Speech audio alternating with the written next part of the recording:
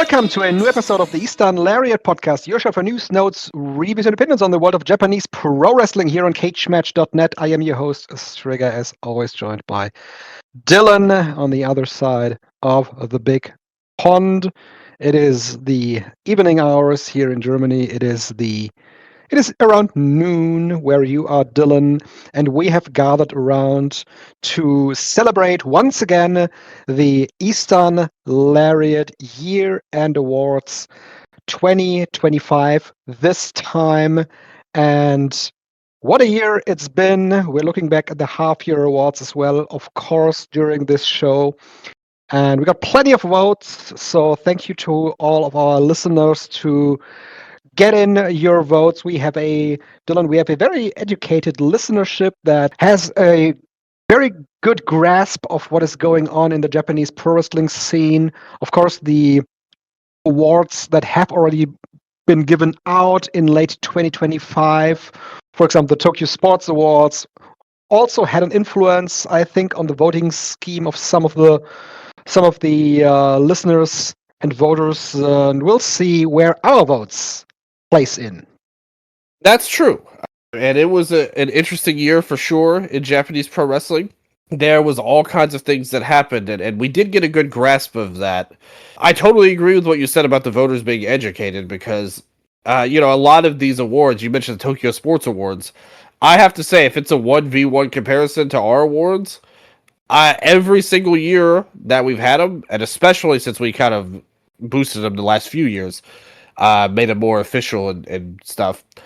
I think our awards are way better than theirs, actually. And that's really due to the fans. There are a couple of awards this year that were so close, we may have a tiebreaker. We may end up having a vote. It may be one of us that breaks them. Or maybe we force a tie and win one. So there's a couple that were close. A couple that ended up kind of moving ahead. Because I posted a couple of days ago that hey, we're in a dead heat on a couple of these, and we got a few more votes, and it ended up breaking a tie or two. So definitely big thanks to the listeners and the fans who voted, because that's really what makes the show. And I'm so happy and proud of our awards because there's just not a lot to argue with. I don't know how this show's going to go at the end of the day, because there was a lot that was we never know. Well, yes, we never know. But it's and I kind of mentioned it to you off the air. It's this year may be kind of a boring awards in a lot of ways. In that, there were so many obvious choices. I would say, that the fans did deliver on. We didn't have any too many crazy curveballs. There was a couple of voting patterns that I thought were interesting, and I always say this too, Strig. The awards part is awesome. I love honoring these guys and girls who had these great years, the best best they could make of it. But it's also great, it's almost research for us at the time as the host of the show. We see what people are into most and what people thought was the best, and that kind of gives us a good look at where our fans are at. And if you look at the awards, we got so many different promotions on here too that I think a lot of other awards wouldn't have, and that's the thing I'm also always look at every year. If you look at the Observer Awards or something, which I would say is probably the top type of awards or most prestigious and longest lasting and all that, they would not have that many categories, especially for Japanese promotions. A lot of those would not get love, and we've had some interesting winners over the years and stuff. We were talking about off the air, like a Chi-Chi last year, which was a wonderful pick, but from everybody. I'm pretty sure I voted for it too and forced the poll last year, to be fair. But still, everybody came through with her. And that was more of an evolution, indie level person that got love and respect. And that's a great possibility for this show. And one more thing I do want to say before we get to the awards. Special thank you to Obsess Hedera for our theme song for the awards this year. Yes. They were very cool to work with, honestly. They were really nice and cool, and they let us use their song, and it's a hit. When I asked them, actually, no joke, because we are recording this a little, a week later or so, or a couple weeks later.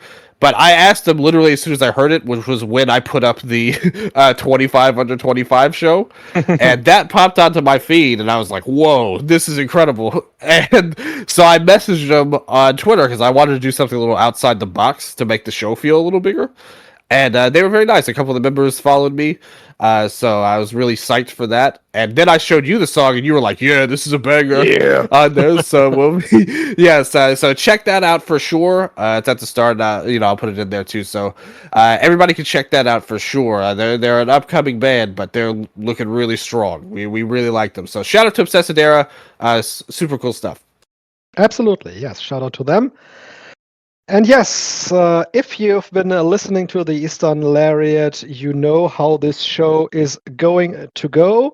If you don't, we have plenty of categories where we break down Japanese pro wrestling in 2025. We, of course, have the listeners' votes. Then we have your votes, Dylan. We have my votes. And based on what we vote for, we will have the eventual winner of each category. We usually go by our three top names that we both chose. We usually give some honorable mentions for some categories, and that is how we roll. And we usually start our awards, and not usually, like usually every time actually we do that. We start our awards with the Stan Hansen Award, and if you're listening to the first time to this year-end awards show, this is the award for the best foreigner, and we have special names for some of our categories, actually for most of them, that also have been voted for by our listeners. We provided some choices for each award, and our listeners voted for these awards. So the first one is the Stan Hansen Award for the best foreigner, and this already is a very interesting category because Japanese pro wrestling, of course, is in a tough spot in 2025 and continues to be in 2026 because of the weak yen in comparison to the dollar, and lots of, and not only international talent, even Japanese talent is being signed away to America. Most notably, of course, Katsushika Okada, the top guy of New Japan Pro Wrestling, now wrestling for AEW.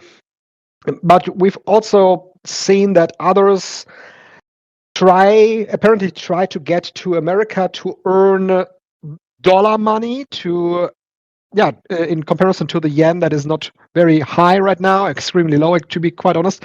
And at the same time, there is a bunch of indie talent that is in Japan all the time, actually. And sometimes, I gotta say it like it is. Sometimes there is guys that fly themselves to Japan and then try to get work based on being in Japan already. So they are not brought in by a company. They bring themselves into the country and work for indie companies. But of course, there's also those wrestlers on the big companies. And this year, when we look at the votes from the listeners, there is a clear runaway winner. And I believe he has been the runaway winner for years now in the eyes of the fans. It is, of course, Zack Sabre Jr., who clearly beat everybody that got voted for. Number 2 for the listeners is Chris Brooks, and number 3 is David Finlay. And I think, Dylan, if we had done, we did for the half year, and David Finlay had quite the first half of 2025, but then completely dropped off the surface of anything. So I didn't even consider to put him in any kind of vote here.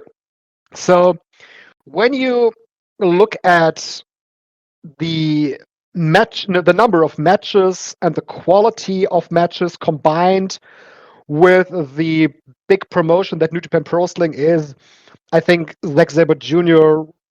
is the obvious and clear choice here. And Chris Brooks also, to me, is a clear number 2 because in 2025 he had a better year I, he was champion in 2024, but I really liked his 2025. He got real creative with a lot of stuff in DDT. He got a real creative with his stuff that he had with his own. But is it a promotion? It's a project, basically. Bakagaijin and Friends. That is really successful. They sold out Shinjuku Face a couple of times this year. That is really cool. So he is my number 2 here as well. And the number 3 vote for me is Flamita. Flamita is someone that really could be getting more votes if he had been in the country longer, because when he was there, he was an immediate help to the Dragon Gate roster. He was an immediate boost for Natural Vibes to get more interest, to spark interest in this group. His wrestling was very good, and I'm just hoping that he'll be back very soon. So my top 3, Zack Sabre Jr., Chris Brooks, Flamita. Yeah, I think those are all good. I really have no issues with this award. The thing is, voting for Zach in this award is like the boring choice, It is. at the end of the day. But that doesn't mean it's less right. Like, it's actually the right choice. I would vote for him too. I do have to say. But that's one of the things we have to look at with some of the awards is like I said, it's like there were a lot of obvious winners, I felt like, heading into these. And that can sometimes sway the votes in certain ways, and it's good to see that it kind of didn't in these cases. Like all of the chalk choices ended up winning. It's funny because when we talked about it at the half year awards, Flamita won. Because he was wrestling here more. Then he kind of went away for a few months, and it's one of those things where it's like, man, you would have thought if this guy, and I made this point on Twitter, I actually said this exact point that you made. If he was around full time, I think he would be able to challenge for the top spot because he's a fantastic wrestler.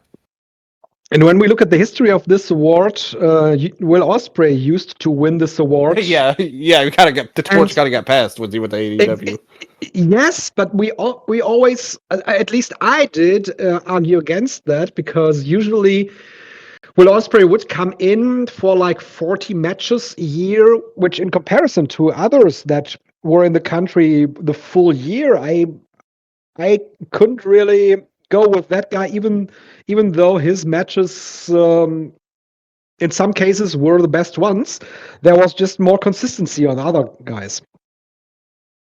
And somebody like Brooks, he was really the champion for the first half of the year. Overall, he did win it at the end of last year, but he carried it for a little while.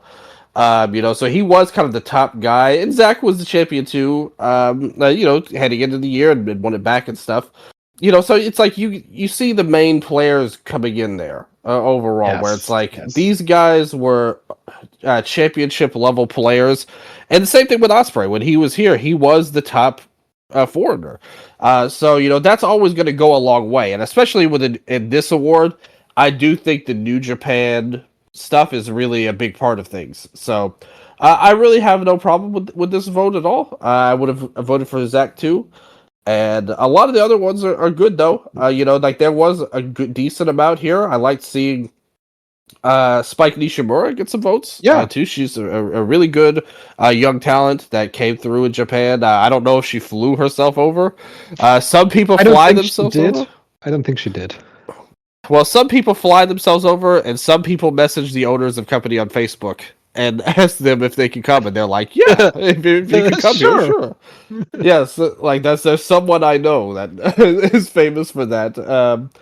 But you had a lot here. I think it's a good test. One of the big falls from the half year awards was Bolton, and he was right there with Flamita in the half year awards, and I was with him. I would have voted for Bolton Oleg the first half of the year, but then you come in the year end, and he didn't get a single vote, and so that's kind of a bummer for him because I still like him a lot as a talent, but he was kind of the big fall off in the foreigner vote here, I would say. What about Gabe Kidd? Yeah, he's another one that fell off a little bit. For obvious reasons, Yeah, and he's had just such a weird year in so many ways in general, especially in the Japanese side. I really think with him, he would have won this award, and I think there's a chance that he would have gotten a major push. And again, obviously being there is there. That's part of it. Like just having split the time between here and AEW.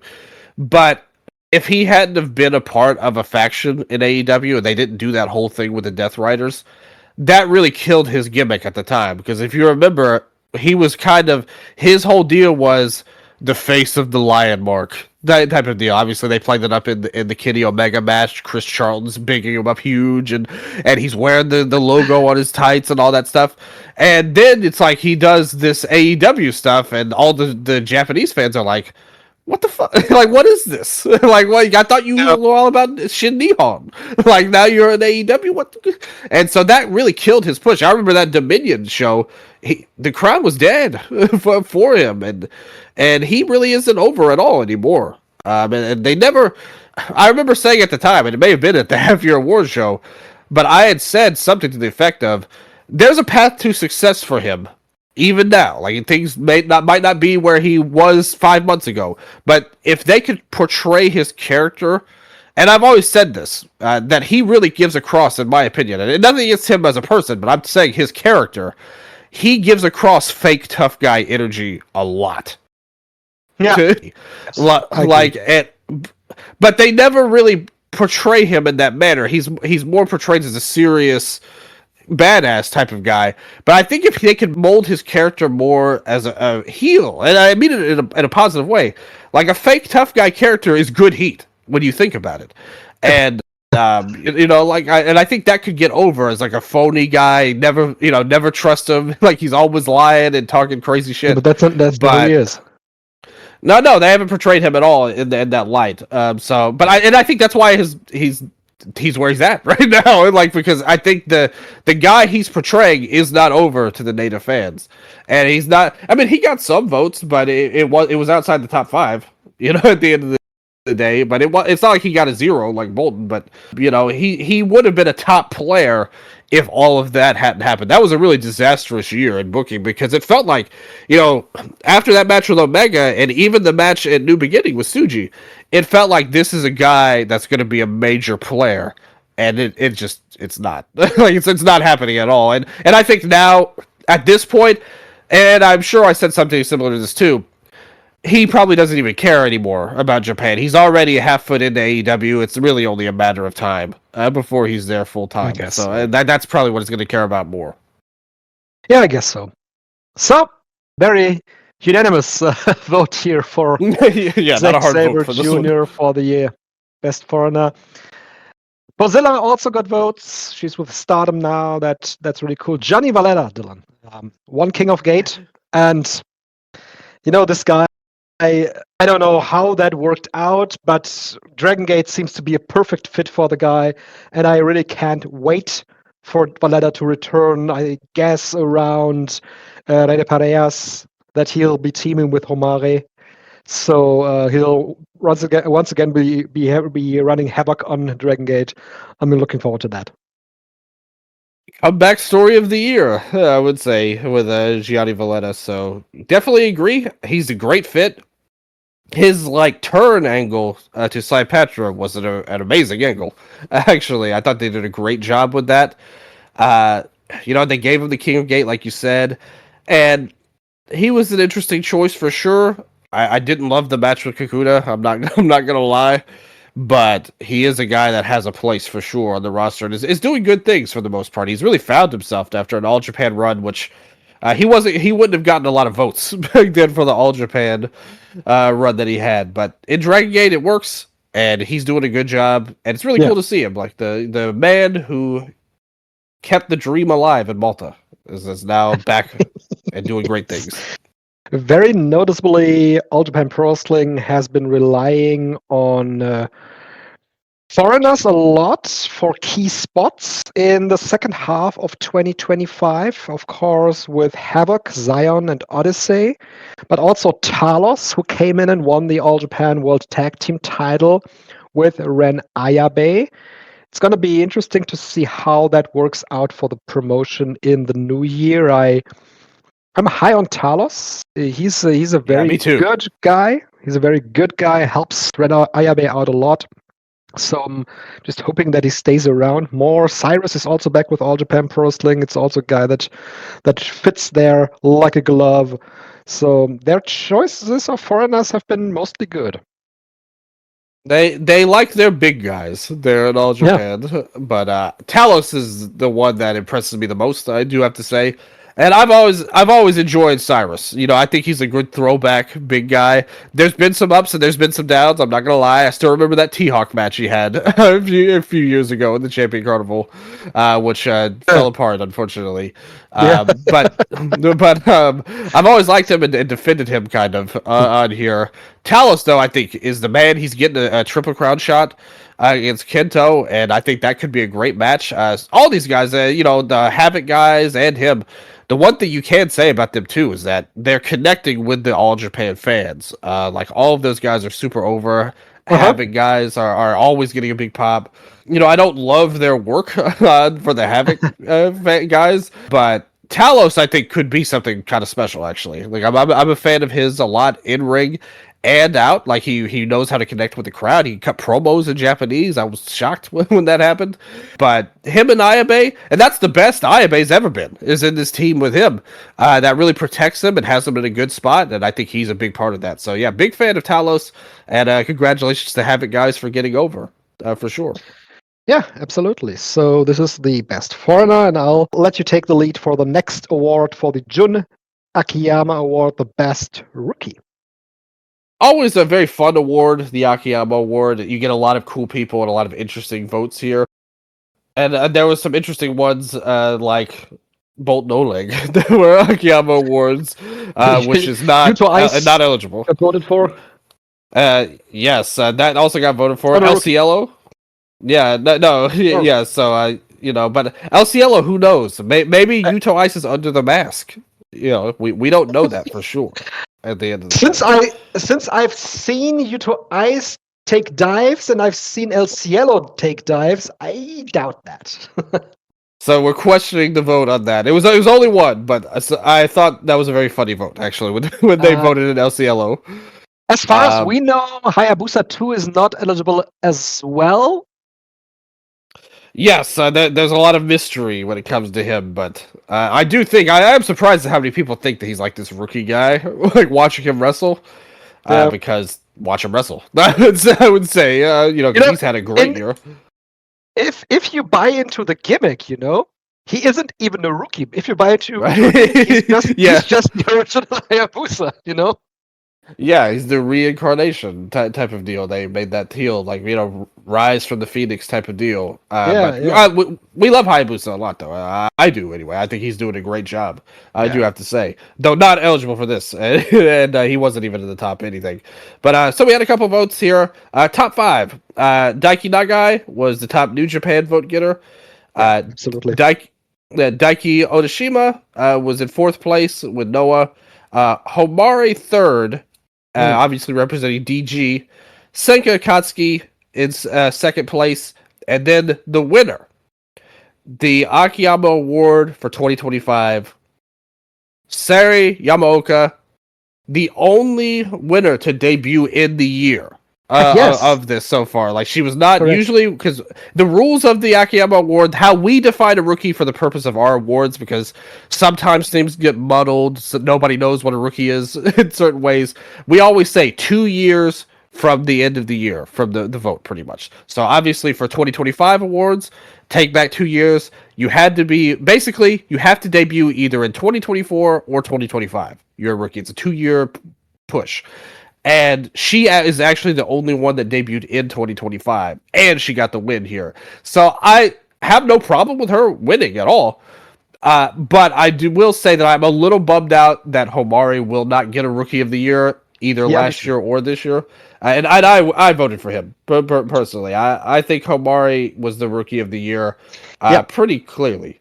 And it goes back to what we said at the half-year awards, and it also goes back to what we said at the 25 under 25. In comparison to Seri Yamaoka and Senka Akatsuki, who are incredibly talented and who are very, very good already. I just earlier today, before we started recording the show, I watched the Marvelous show where the two squared off in a very, very good singles match. So I'm just hoping that these two continue to wrestle a lot in the next coming years and just get better by wrestling each other. That would be great. But in comparison to Homare, they are still more like rookies. And it's, of course, great that they can get the award. But Homare he is eligible to be a rookie.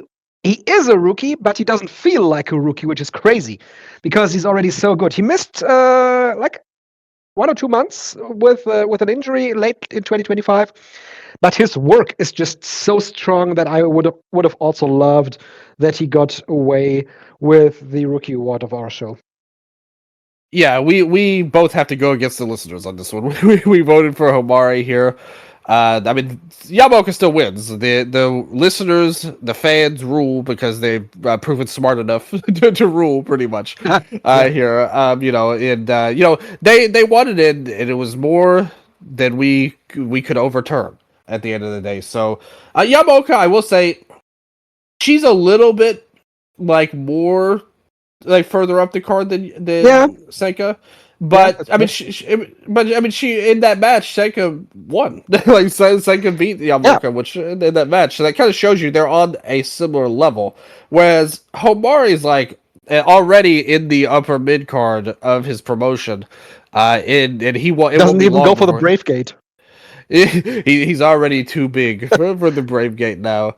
But I still would be. I would not mind that if they somehow pulled that off, because I think that match would rule against Tanaka.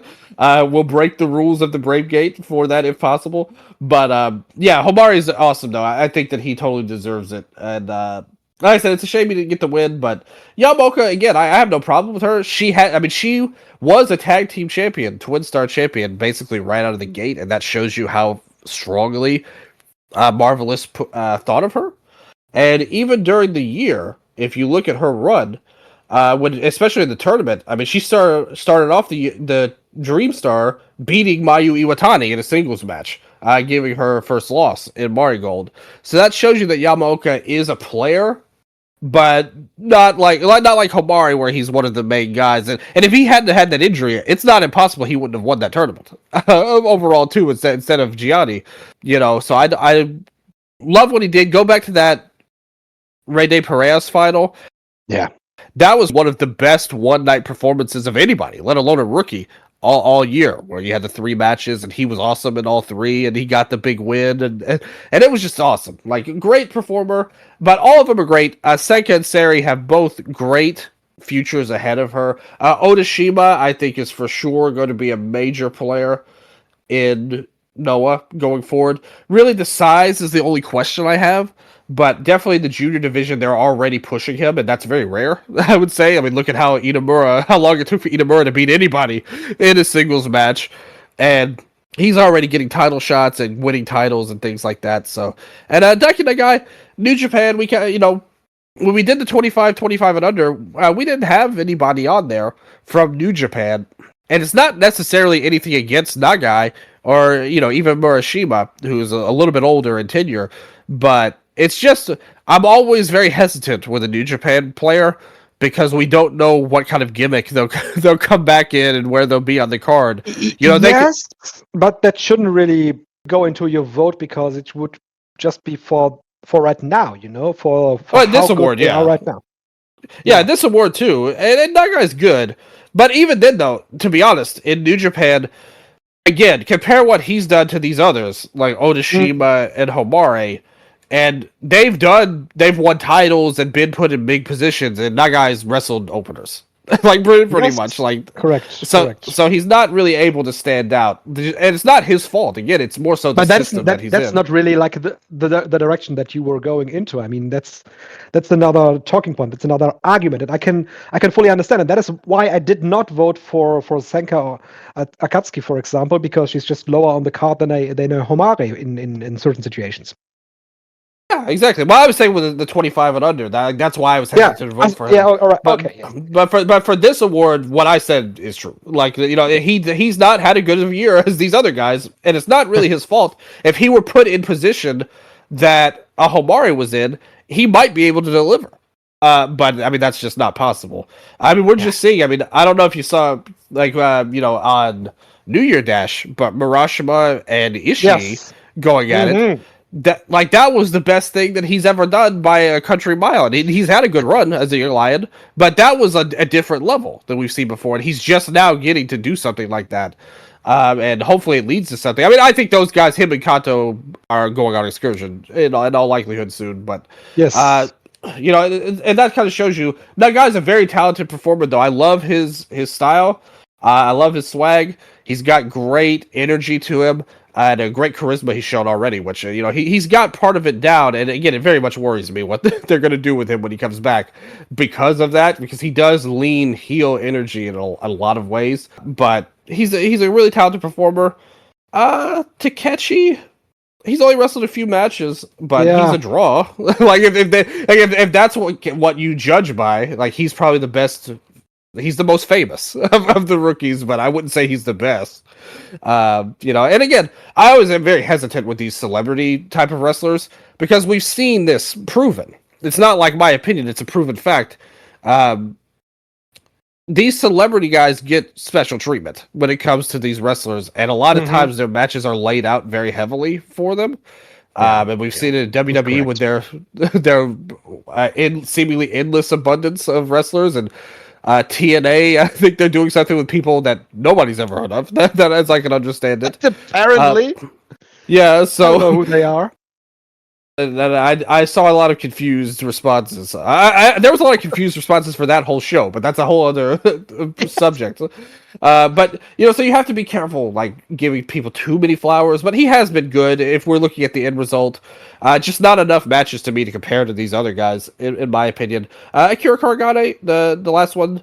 In She's that good. kind of category, she's very good, and I like Mm. her future a lot. It's only a matter of like what they do with her going forward, how they use her, because I think when they find the right Yeah. role for her, I mean, she'll deliver. she's used well going to other places like Center Girls or Evolution. That brings her experience level up, and that should only help her. Yeah, Um, yeah. yeah. So let me look at this. If there is anybody else that I wanted to talk about, oh, yeah, of course, Jiro Shinbashi got one vote. Very Very good. funny. Love it. Yeah. Absolutely. Highly approve of this.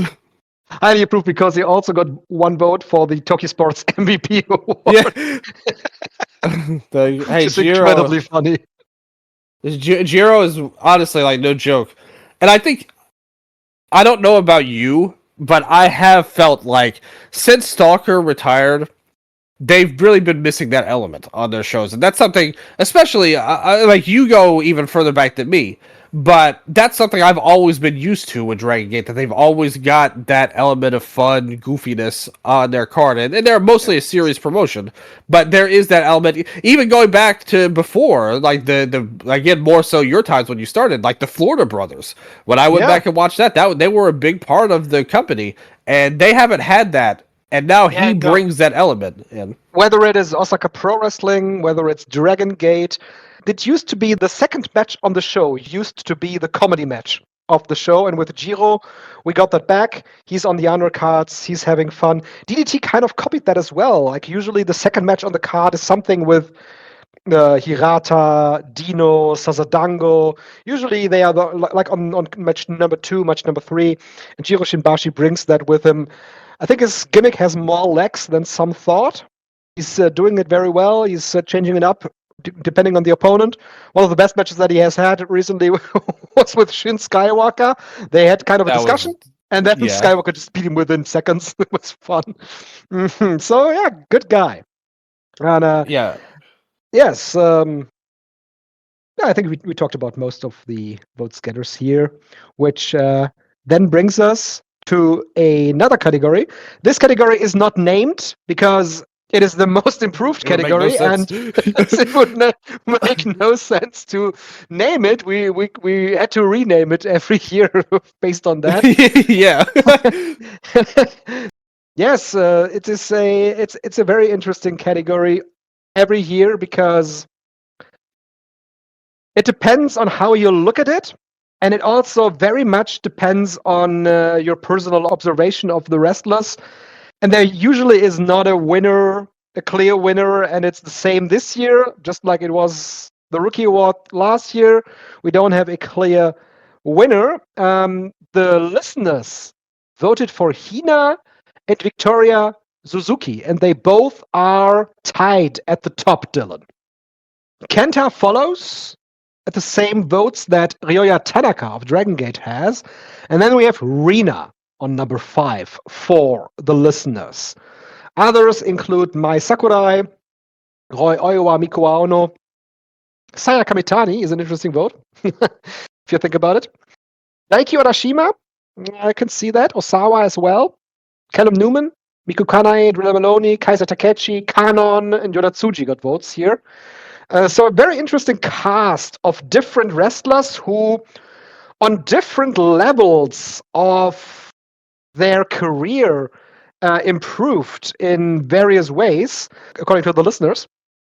So I thought about it as well, who, in my opinion, improved, and my top 3 are the same as the listeners' top 3. So one vote goes to Hina, and it also goes back to the 25 episode that we did, where we talked about Hina. I went back and watched some of the matches, specifically looked at her matches that I watched recently on Stardom, and came away thinking that she probably deserves this award the most.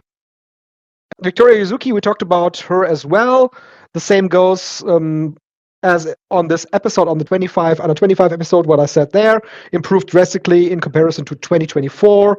Kenta has had the run as GHC champion, and also just very recently, the match that I raved about against Takashi Sugiura from the last Kirken Hall show Pro Wrestling Noah had in 2025.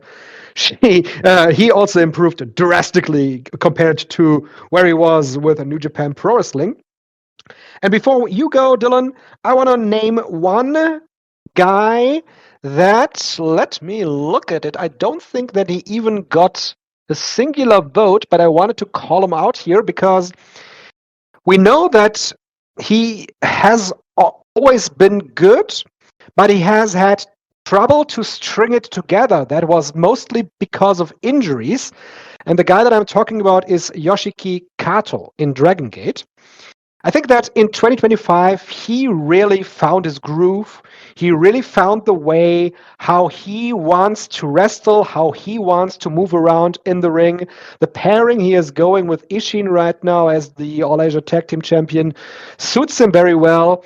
He has developed a thunderous lariat where he just puts away dudes with. So that is my honorable mention that I have for the Most Improved Award. Oh, I'm big like that. I'm a big fan of Kato. I've always liked him. When he came in the same class as a wrestler named Kaito Nagano, who unfortunately had to retire due to injury. Oh.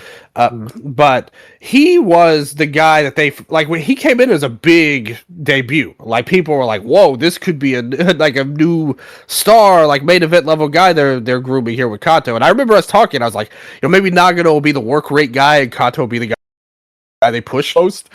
And then Homari came around and everything changed pretty much. And Kato kind of, like you said, he kind of had some injuries of his own. He lost his way a bit. And then him and this pairing with him and Ishin is just dynamite. I feel like that's we talked about like with All Japan with Talos and Ren Ayabe. This is the team that unlocked Kato, kind of, I think, to where he could have his true potential. I've always liked him. I think he has a fun charisma to him and kind of a delusional heel type of way. And I think that he does a great job. So I'm a big Kato fan for sure. It's interesting, though. Like, we have to go back to start. You broke the tie here from the event. So you put your flag in the ground for Hina. Mm-hmm. And here's the thing with Hina. The reason why I didn't vote for her is not because of anything wrong with her at all.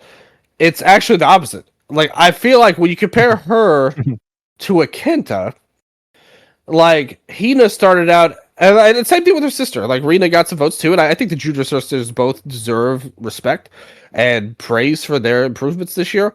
But if you ask me to grade all of these people, I would say Hina would be pretty good. Would be where I was at the start of the year.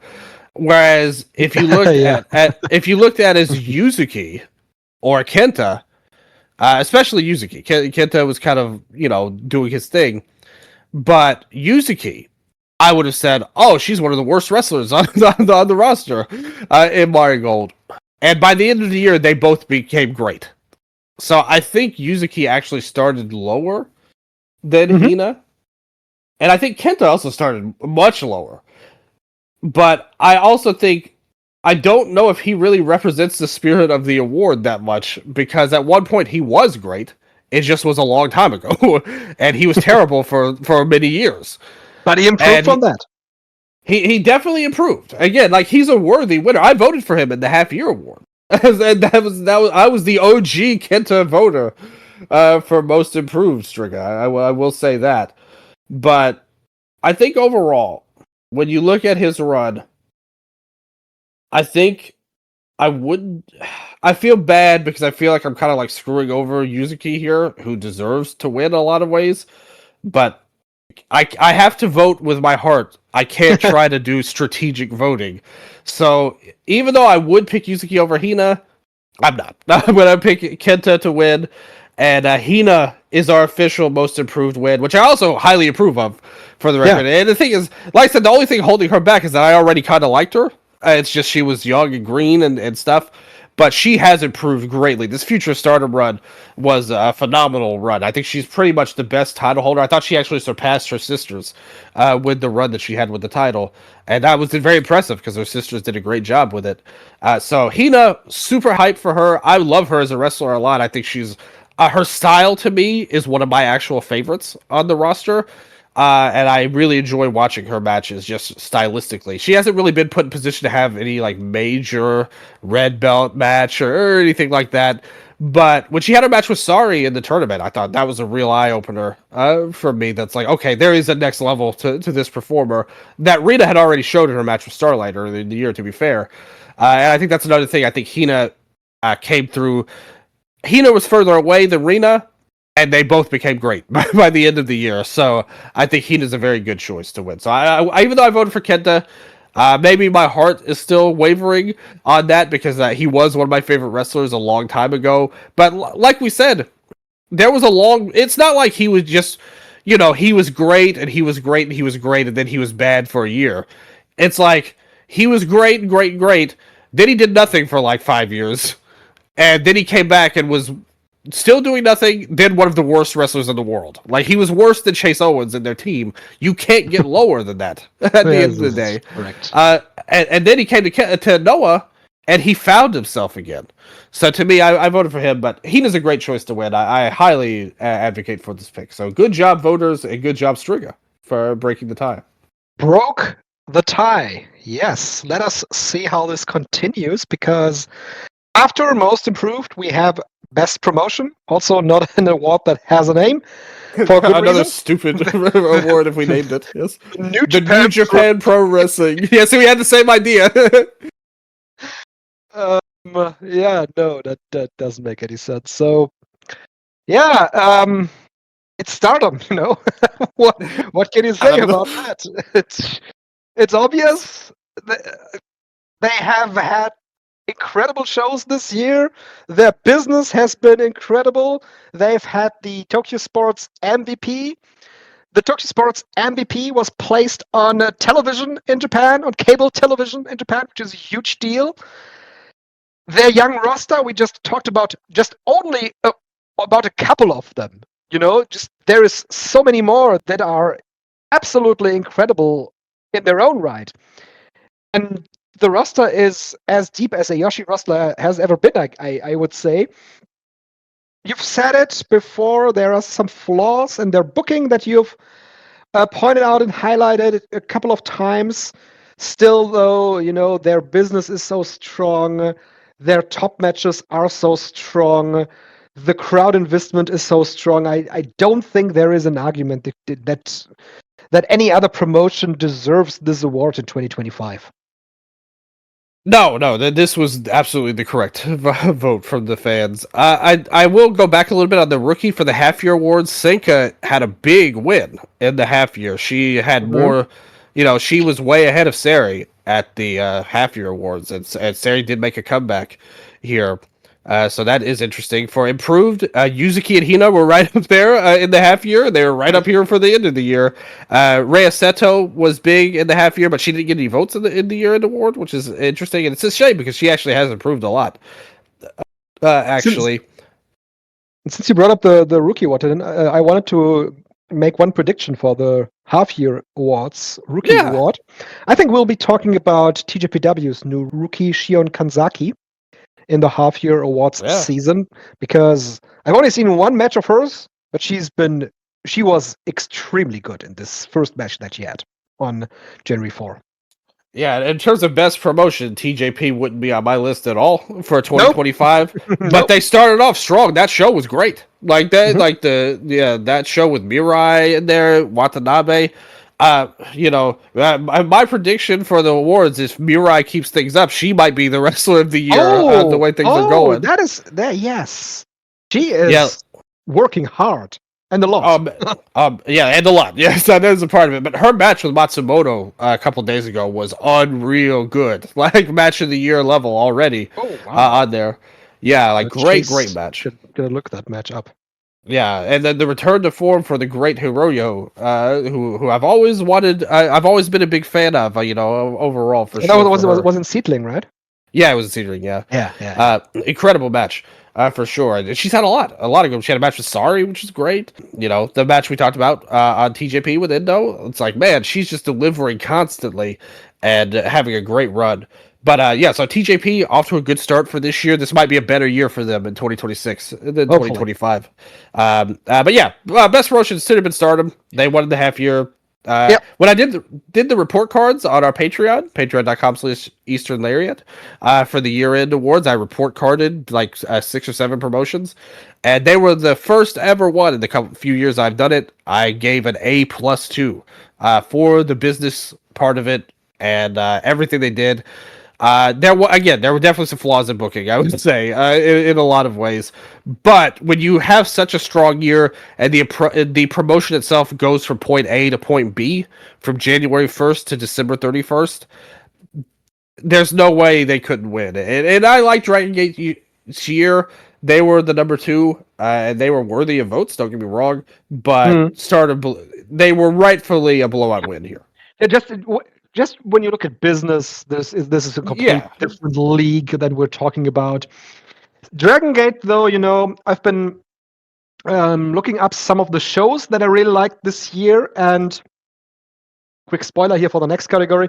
While no show of the second half of 2025 got me to edit my votes from the half year awards, I still had some Dragon Gate shows of the second half that I really, really liked a lot, especially the Kirkenhall shows in the last 2 to 3 months were really strong for Dragon Gate. They have been very good when it comes to multi-man matches.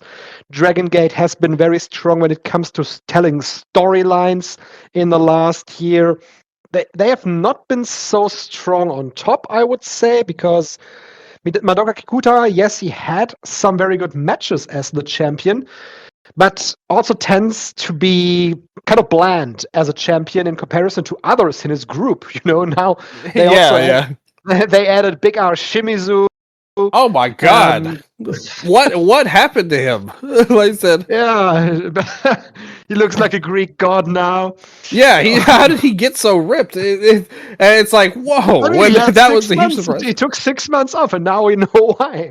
Like 6 Yeah, additional months he took off, and now we know why. yeah, that's true. And what he did in that time. I was going to ask you about that because people were saying about suspended and all that, but I remember it being that he asked to take the Yeah, he was suspended for 6 months and then asked to yeah. not be brought back until the end of the year. That's how it happened. And it seems like we know why now. Like Yeah. with this, there was so much speculation. We're trying to figure out like why is this happening? And then he comes back and he's like, It looks like this. "Whoa, Crazy. Yeah, like But my he's point a totally here, different person." Yeah. My point to you is that there are at least two more interesting guys in this group than the actual champion of Dragon Gate in Yeah, the whole Ishin group's and more Bika interesting. Shimizu, and you could even argue Jason Lee is much more interesting, you know. Or Kato, Kato, crazy, right? So on top, there is some left to be desired, but you know, Ryoya Tanaka's Brave Gate run was so incredibly good in 2025. Tag work of Jackie and Rita, great stuff. New units have been placed, new guys have been placed in spots. Even the guys that didn't really get a lot for a long time in Rio Fuda, they got some wins. We've got decent amount of placement for the young guys with Daiki Yanagiuchi too, and Akihiro Sahara now that he is back as well. So when it comes to placement of their wrestlers, the core roster, how they use it, the champions that they have, the groups that they have, Dragon Gate has been a great promotion actually in 2025. It doesn't always translate to business. We always highlight that, but getting over 1,000 fans in Kurikan Hall these days is not bad at all, to be quite honest. It's not that there are many promotions that get a lot into Kurikan Hall on a monthly basis like Dragon Gate does. So for me, that's a clear number 2. And when I thought about other promotions that I really enjoyed this year, that also had some really good shows this year, also some very successful shows this year, with of course Meiko Satomura's retirement, but also with Shihiro Hashimoto and Yu on top. I really liked Sendai Girls as well. They have been profiting very much from their working alliance with Stardom that has gotten them some wrestlers onto their shows. They've been placing their wrestlers on other promotions as well. For example, Red Energy, they just recently wrestled in Oz Academy 2, wrestled all over the place, of course, 2. So, yeah, Sendai Girls, always a very good place to watch some wrestling on Wrestle Universe. That's a really comfortable way to enjoy this promotion. All I'll say, Kikuta Dragon Gate is we have to give him credit because he does have a banger entrance song. I will say that. Yeah. I really like that. I've been watching a lot of old DG lately. I was kind of like waiting for us to do the show, so I've been in like hibernation for the last week or two. and for some reason, I just started watching old Dragon Gate a lot on here. And I said it on Twitter. What do you think of my take that Maximum theme is one of the best? Oh, Maximum was great. Yeah. Not just the unit was great. Yeah, like I was a fan of them anyway back then. Yeah, the theme song was great. Yeah. My all-time favorite is the RED theme song. Oh, come on. You didn't shout out First a Finger. It's such a hype song for him. The RED theme's good, but the RED theme's good too. That's another good one. And that whole time was so shaky, like even Dragon Gate, because that was right around when Shima left. Which I mean, time repeats itself. Shima just left another promotion as we go on now. We'll see. In my prediction show, I predicted that he would return to DG in 2026. So. He would make an appearance. That's a prediction that I make every single year, actually. Well, now he's gone. He's freed from the shackle. Well, because I don't think he would have done it while he was with Glate. But now he finally left. The trigger was pulled, and now he's ready to come back. Well, I mean, we'll see if that happens. But Sendai, like you said, all the promotions you had were good. Sendai, they're great at just pure wrestling. Mm-hmm. They don't have a lot to sink your teeth into, in my opinion, in storylines or anything like that. But if you just want to, if you're sitting around, hanging around, you don't got nothing to do for 2 hours or so, yeah, they're an easy, safe bet to put on. You're going to have something great. Seahash, to me, is one of the best wrestlers in any promotion overall. And, Mario Gold and DDT rounding out the top 5. That's a decent return to form. In general, this award, I have to say, pretty much every promotion got represented in in the votes. Like all the major promotions, they all got equal votes. It's just Stardom was way ahead of everybody else. Yeah. And then there was one vote that said none of them, which I appreciate. They didn't just leave it blank. They specifically told us like, no, yeah, exactly. So strong feelings there. I'm not disagreeing because it was an interesting year, somewhat of an up and down year, more down than up, some would say. But I do think Stardom, with the business sense, they have to be considered the number one. So it was a good vote, and we all agree on this. Want to give a special shout out to Sondre's private Discord server that got a vote as well. That was in the half year ones. Oh, that wasn't a half year. I'm on the wrong side, right? Okay, I'm gonna get that up. Yeah. Okay. Yes, that concludes best promotion, I would say. No, that concludes best promotion. That's okay. We are moving on to show of the year, and we got another runaway winner. That is once again Stardom. It is All-Star Grand Queendom, and that is the vote that I already had in the half-year awards, and I believe that the listeners also already voted for All-Star Grand Queendom in the half-year awards. And just like I said before, I sat down, Dylan, and I thought about the shows that happened in the second half of 2025, and I had some shows that I gave an 8 out of 10 to, but none of the shows came close to the top 3 that I had for the first half of 2025. And those were Meiko Satomura, The Final, on number 3, New Japan, The New Beginning in Osaka, on number 2, and All-Star Grand Queendom on number 1. I mean, it was the best show. At the end of the day, like it was the top to bottom best show.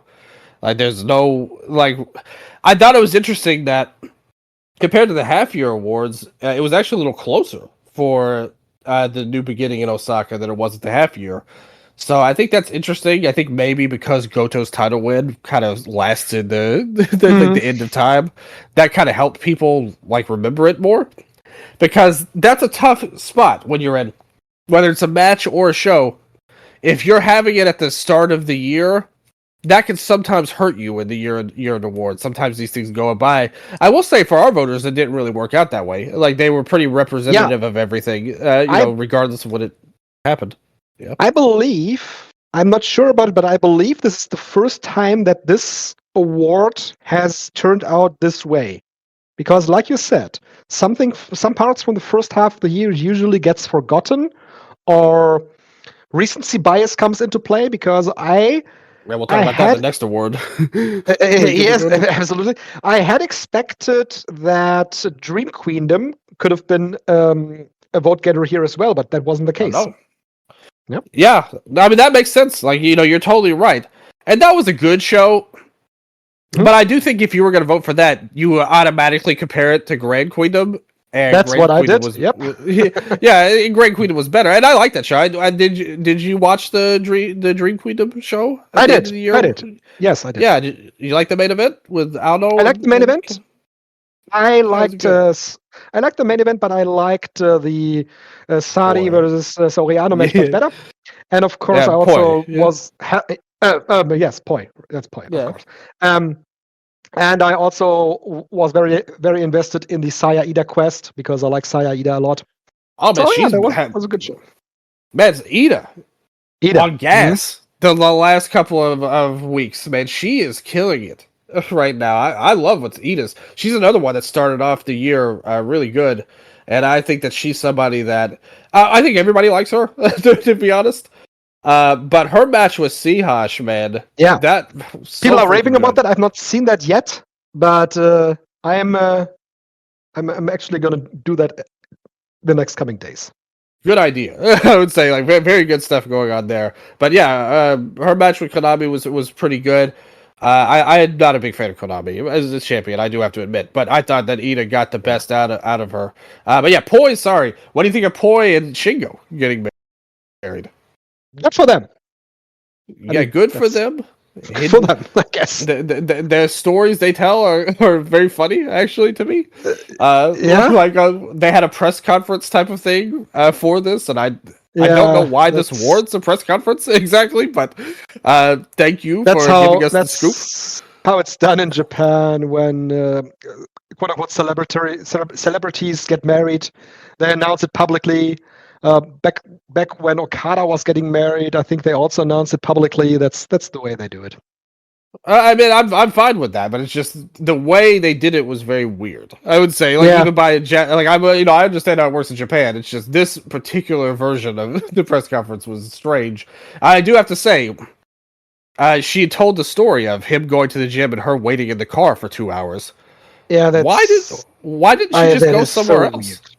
Like why didn't like even if you wanted to not be seen with him, I get that. Couldn't you have got a coffee or something? Like get some food, go to a dinner, like do something. Don't just sit around and wait in the car on there. But it's poi, so we cannot explain all of her motives for anything. But still, congratulations to them getting married. Very surprising statement, for sure. But still, nevertheless, Stardom won the promotion of the year and the show of the year, and well deserved in both cases. Like I said, I did love the New Beginning in Osaka. I will say that was a great show. Not just Goto winning, but the whole show was good. A lot of people like the Suji and Kid match. I was a little softer on that than some people. The Takeshita and Bolton match, though, that match was a huge banger, like way underrated, in my opinion. That's still one of the more memorable New Japan matches to me of the year. So that was good. Grand Destiny, I thought was good. I don't think it was nearly on the level of Grand Queendom, I do have to say, for Mari Gold. And some love for the Barb Sasaki show. Which kind of Yes, that's one of those that kind of got forgotten about, I felt like, as time went along, but people still represented it in our awards, so I'm proud of the fans for that. absolutely. Yeah. I want to shout out some more shows, Dylan, that I looked up in my sheet that I have from the second half of 2025. Yeah. The singular All Japan show that I thought was really good in the last half of year The was singular show, okay. was the one from August 3, Summer Action Wars That was great, 2025, yeah. that had the final the final of the Zenetchi Junior Festival between Atsuki Aoyagi and Rising Hayato. Also, Hideki Zuki and Kengo Mashimo beat Kento Miyahara and Yuma Aoyagi for the tag team title there. Then, let me look at this. I have the Day 3 of the Gate of Adventure from Dragon Gate from August 5. We had Los Golpeadores come in. Alpha Wolf and Dragon Bane defeat Flamita and Luis Mante. And in the main event, Zebrats, Ishin Madoka Kikuta beat Homare and Shun Skywalker. We also had a D Courage versus Zebrats, 6-man tag. Thought that was a very good show.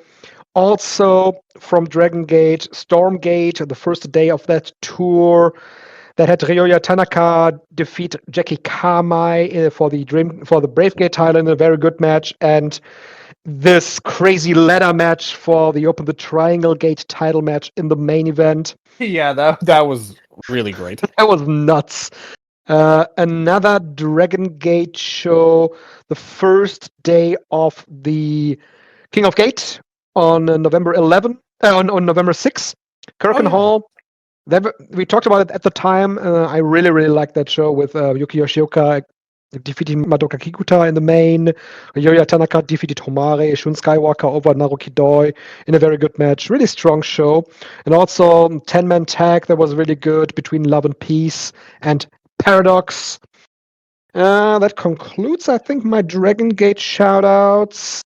There was this very good Sendai Girls show from Tokyo, the 10th anniversary show for Stihash, where she defeated Sari in the main event, 9.25 right now in cage match. And then there was some Chocopro shows that were really, really good in the second half of 2025.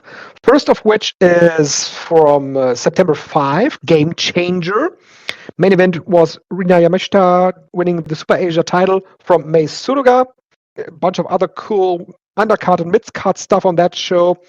And then the 30th anniversary debut for Emi Sakura.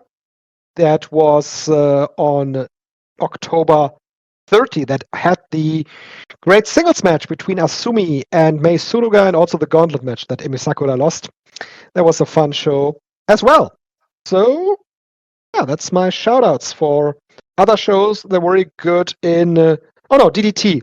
Wrestle Peter Pan day one. That is the one that I was missing too. Yeah, that's my shout outs. Okay. Yeah, and that's good that you found so many nice shows in there too, because you look at it, all of those shows you mentioned, all of them had different styles, from the pure wrestling of the Hashimoto and Sari show to the Choco Pro show, which is a unique company in and of itself in there, and obviously Peter Pan came in. Interesting that you thought day one was better, Peter Pan, than day two, which had the ending, pretty much of it. But when Higuchi's in the main event, you can never really go wrong, right? At the end of the day, Yeah. I think it's interesting because in the awards, the semifinal show of the 5-star Grand Prix got votes, but not the final. And I agree with that, actually, because like that semifinal show was awesome. You had Azumi and Kamatani. That was one of the best starter matches of the year, in my opinion, and better than the red belt match, which was still good. You had the Rina and Poi match with a huge upset to end the show, like great star-making moment for Rina. You had Azumi and Hanan, which was a great match. Suzu and Bose was in there. That was really good. So you had a lot of really good stuff in there.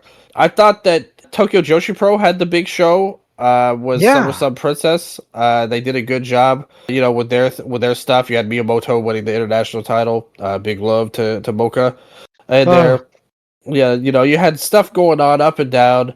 You had the Princess Cup final with Endo and Watanabe. That was a great main event on there too. So there was some good stuff all throughout the year overall. So they had some stuff there. I also greatly enjoyed the U show with you and Hashimoto and the fun stuff there with the Battle Royal. It was smaller, but it was a fun show a lot. I think they did the best they could with a very short and very easy to watch show there. So big, and you will be missed in my opinion. I'm a big fan of her. Mm-hmm. Yeah, good stuff. Yeah, good stuff. So Dylan, we continue now. After we had the show of the year, we go to the best bout, if I'm correct, right? You are correct. Take it away. All right, best bout. So this was a really interesting category here, and because there was a lot of votes, this is one of the more competitive ones, I would say, of the whole year, because there was a bunch of matches getting votes here. But ultimately, the top 5, you had Despy and Jun Kasai from the Death Pain Invitational, which was our winner of the half-year award in a blowout. And that kind of goes to what I said about what you were saying, you brought up first, about the recency bias.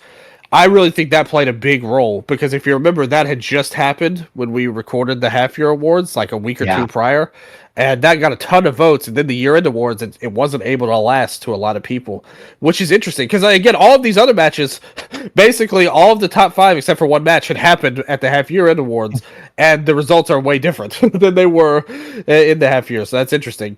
But Despy and Kasai was number 5.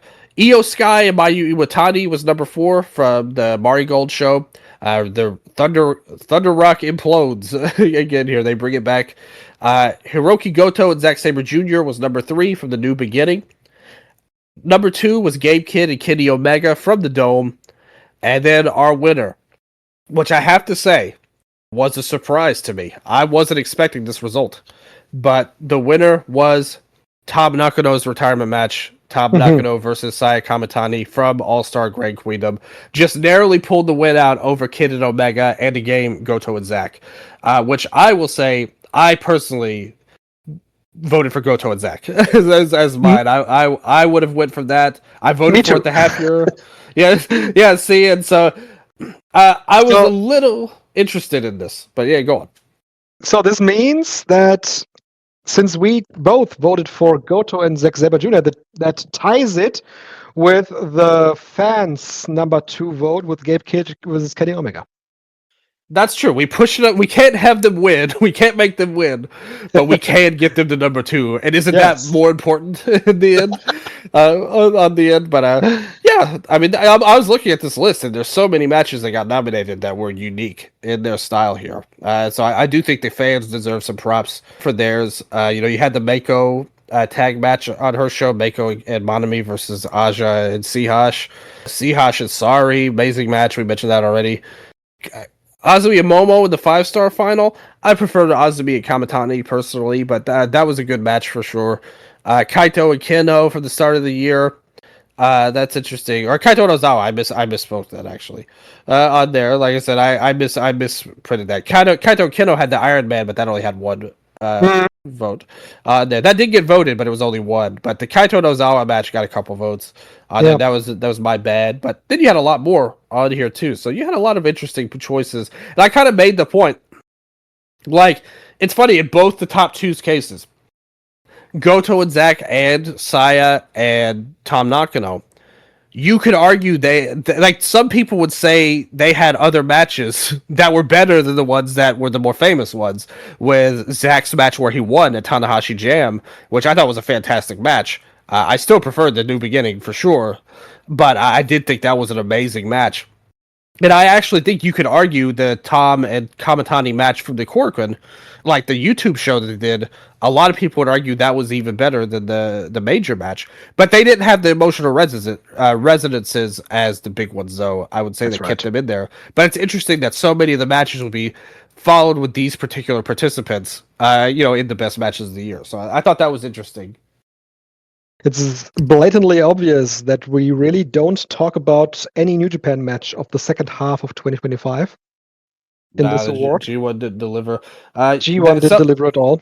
Someone did give the Waymura and Finley match in the G1 as their from Yeah, August you know, 10th.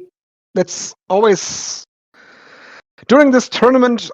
There are good matches. Don't get me wrong. It's just the circumstances that make it hard to vote for these matches because it's not like, for example, the Saya Kamitani and Tam Nakano match that is so unique in its own right, in its circumstances, in its storytelling, and in the way it's built up in comparison to just a regular tournament block match between Finlay and Uemura.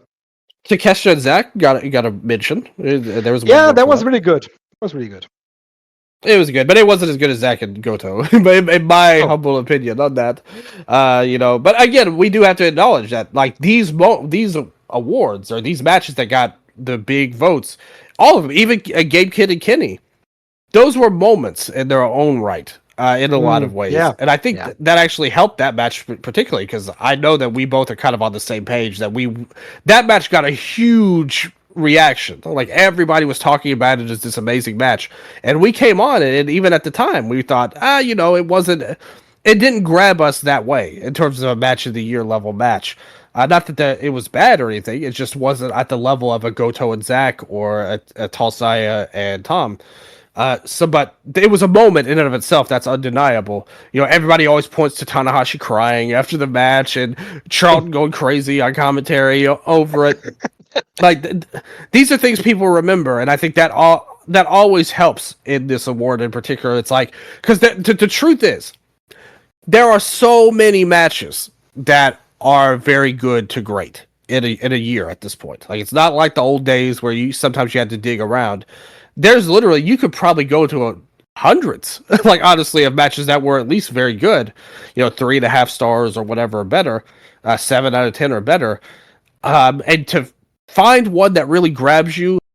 Yeah. That's going to require something a little bit extra, I think, for this award. I think that's something that's kind of shown out over the years. But I did think it was interesting that this was a dramatic change from the half-year awards where, Kasai and Despy had the win and a pretty easy win. And then now things kind of flipped on its head, and Saya and Tom won. Which, I agree with. That's another match I didn't think was as great as some people. I thought their first match was a lot better, actually. Despy and Kasai. But... so I really have no problem with the award, to be honest. I think that Kamitani and Tom was a totally fair pick. Yeah, like I said, I think the fans got it right again. And it was a very memorable moment and a great match and a great main event and all the great things you would want out of these two in a pairing. Yeah. Just two more I want to give a shout out to. It's one match that I also mentioned in the half-year awards. That is Yamato versus Masaki Mochizuki when Yamato was still Dreamgate champion. I loved that match. Yeah, that was great. Yeah. I also very much loved the Shihiro Hashimoto versus Sari match that I just mentioned the show, Hashimoto's 10th anniversary show. Just great stuff from these two. So yeah, there was lots of very good wrestling, lots of great wrestling. Also the Mio Watanabe and Misuki match, where Mio won the title back from Misuki. I think in September it was a tremendous match. I love that too. So lots of Yoshi representation once again in this award. As there should be. I think that was a stronger year for Joshi in a lot of ways than the men's promotion. Whether it was Stardom and the big matches with Sihash and Sari and the Indies. I think Mm-hmm. that's good. I think that, like, the thing is, I actually think the timing of this particular match hurt it when it should have helped. But because, like, there were so many bad things that happened in All Japan this year, and things were all weird with the fans, that Uh-huh. Anzai Kento match to me Oh, is a match of yes. the year level match. Oh, Jesus Like, Christ, you're absolutely right.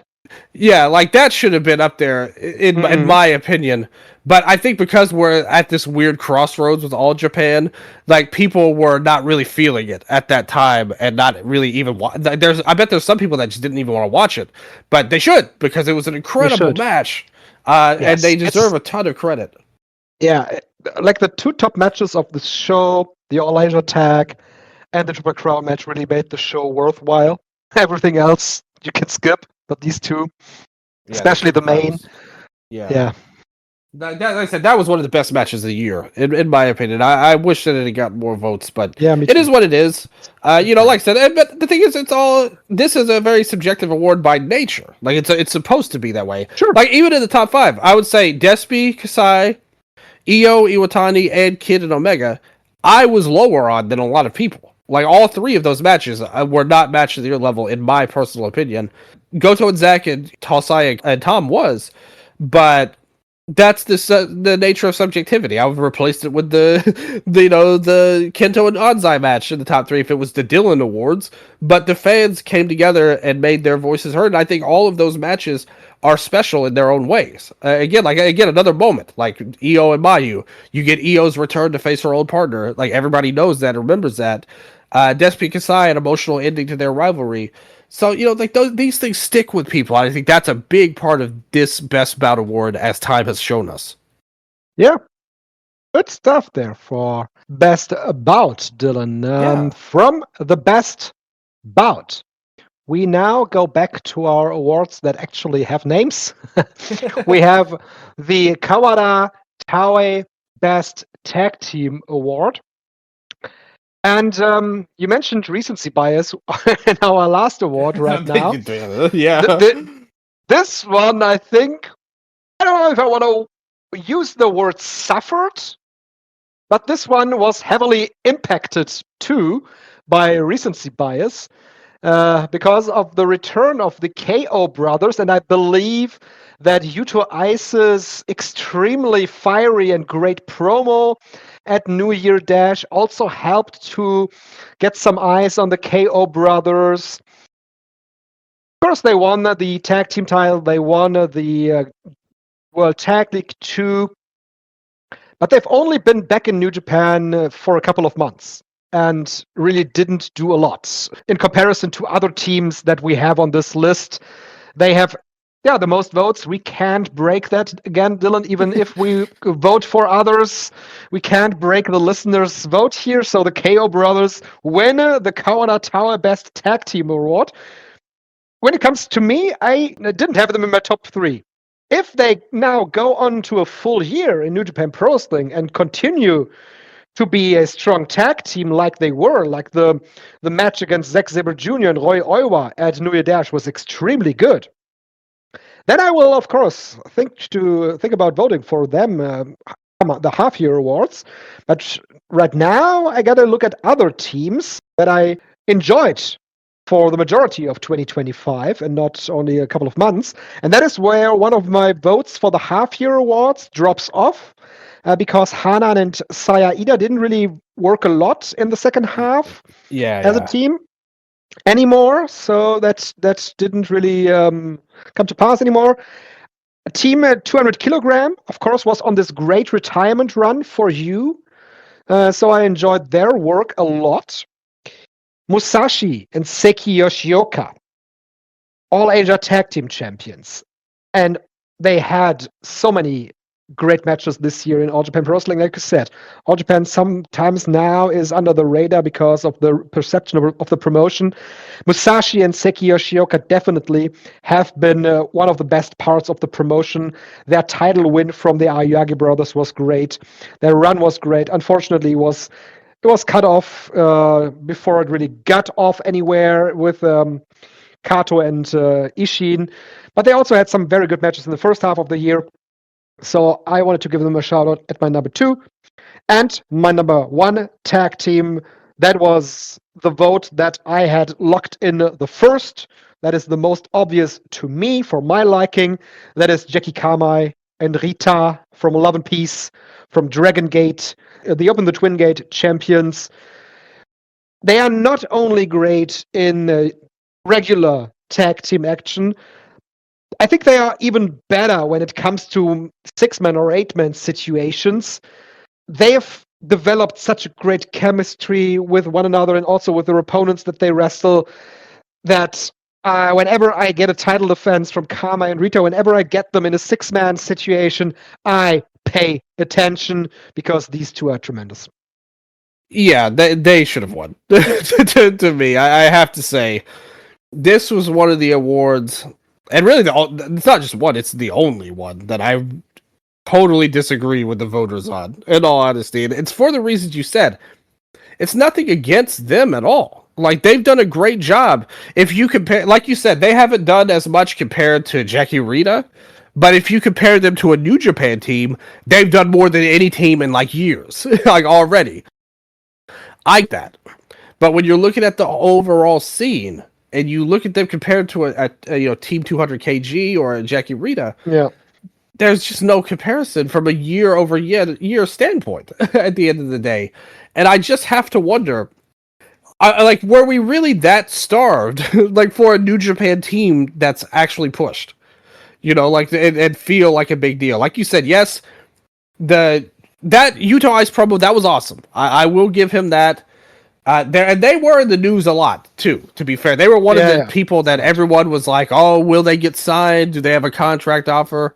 And I've seen it been speculated that maybe they put that information out on purpose, only to knowing that they were going to re-sign and basically get a huge like babyface boost already. Which I could see that, and it worked. If so, even if they didn't do it, it still worked at the end of the day, because they're more over than ever. They got to main event. The New Year's Dash. The fans love them, and it's something fresh and unique for the scene. But in terms of their output, Jackie Rita, it's like, again, it's just not even a comparison to me. And I just can't understand how we got to this point, to be honest, because if you look at the half-year award, I will say this, the half-year awards, Astronauts won, and that's like the ultimate default pick. Like, at that point, like, it wasn't earned. Like, they shouldn't win the award. I would have been annoyed if they had won it this year too. Although I like them, don't get me wrong, like, and we all do. Everyone knows that. But they were not. The output is not there. Like, for these teams, Jackie Rita was the one that they, like you said. That's a good point you made too. Not just in the tag team scene, but in the multi-mans. I don't care if it's 2, 6, Jackie Kama 8. is the glue of these matches.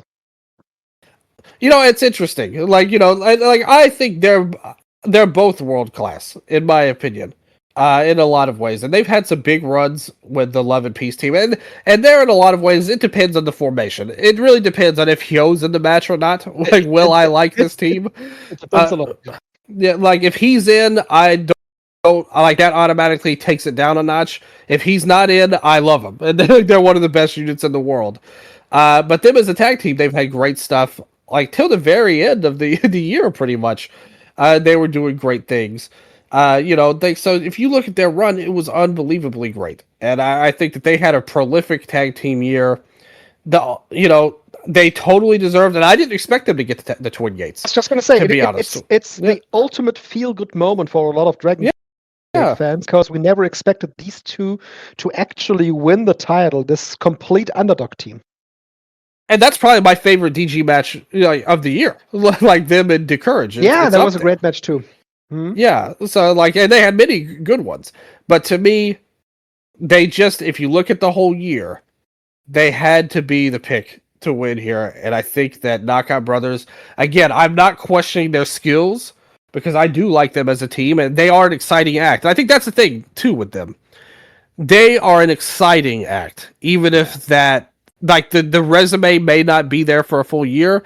They're the ones that get people's blood pumping the most. With the character and the wrestling and stuff. And I'm not saying that doesn't count, but I do think, like you said, full year, if they keep going how they're going, they're a shoe in to win for me, like this year. But they didn't have a full year; they had 4 months. Like Mm. that's just not enough for me. So to me, like, this is like, in all of our years, I would always go back to that year Julia won the Joshi win as the one that I always disagreed on most. But I actually think this one I disagree a lot more than that one, because at least then, she was around, because it was kind of a similar situation. Like, and my argument against her was that she had the great first 4 months, and then once she dropped the title, she kind of checked out. But she was around. Like, there were moments of her, and there weren't even any good candidates that year besides her to win. So it was kind of like the best, like the biggest star kind of one. Here, there was a good candidate. like right here, there were two good candidates. I agree with you about Wingori though. Like, first half of the year they were great. Second half they kind of dropped off and kind of went their, not separate ways, but focused more on their singles run, which has been very good for both women. But I do think they dropped off from the tag scene. But still, Jackie, Team 200 kg, should have won, but especially Jackie Rita, in my opinion. I thought that this was a rare miss, but like you said, it's not the Dylan and Strigga Awards. It's the Eastern Lariat Awards. The fans' votes win out in the end. So I will say congratulations, and I like them a lot. Again, it's nothing against them as skills. It's just they weren't here as much. So again, I don't have a problem with the skills. It's the amount of time they were here. But I also understand that they excite people a lot. So good for them, and I look forward to what they do in 2026 in New Japan.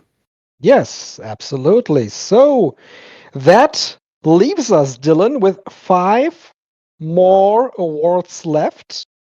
And we start the 5 last awards that we give out here on the Eastern Lariat Year in Awards with the Yushin Thunder Liger Best Junior Award, Dylan.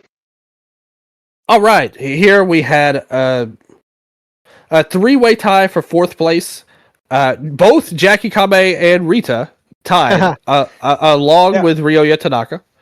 I want to make a point about these two when you finished. Yeah. Okay, yeah. So they tied. Hiromu Takahashi was in third. Obviously based off the great Noah run that he had. There, got in third place. And then we have a dead heat here for the winner. This is a 1 vote difference. We can tie or break the tie in second place's favor here, depending on how we vote. Kosei Fujita, 1 vote behind El Desperado. So this is interesting. We have a chance to vote here. We can impact the awards. The fans pick Despy by numbers. What about you, Strigga? Who did you vote for this junior award?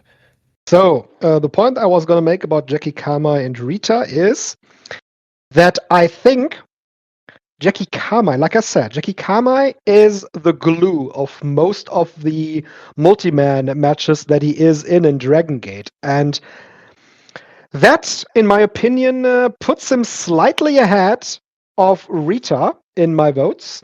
Rita, I like Rita more in singles matches than Jackie Kama, but the fact that Dragon Gate is, of course, a promotion that is based heavily on tags and multi-man tag matches is what put Jackie Kama a little bit ahead of Rita in my voting. I really, really liked the match that Ryoya Tanaka recently had with Rita. The match that Tanaka also had. Yeah, the match that he had with Jackie Kama was also very good. But that goes on to my point. I like the Rita match more, but in multi-man situations, Jackie Kama just excels. And he has had a tremendous year just doing that and being in the tag team with Rita, which is why Jackie Kama to me is number 3.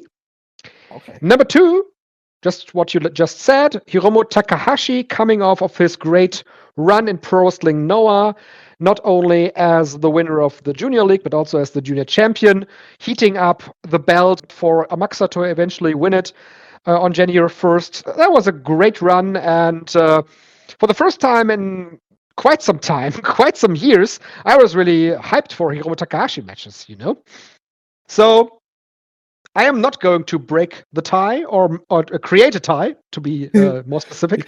I'm not going to create a tie because my number one junior heavyweight of 2025 is Dragon Gate's Ryoya Tanaka. Yeah. With his incredible run as Brave Gate champion. If you've been listening to this show throughout 2025, you know how high we both are on Tanaka. Dragon Gate, the promotion itself, is also very high on Tanaka. He just won the MVP award of the promotion, even though he is not the main champion. He won the MVP award of Dragon Gate. Good pick, I would say. Good pick. And I just mentioned two matches. Okay, of course, the Rita match is in 2026. The Jackie Kamai match was in 2025. He has had many, many, many more great singles matches, singles performances, but also in the six-man tag with D Courage. Ryoya Tanaka is one of the highlights of these matches. And in my opinion, he was the clear winner to me.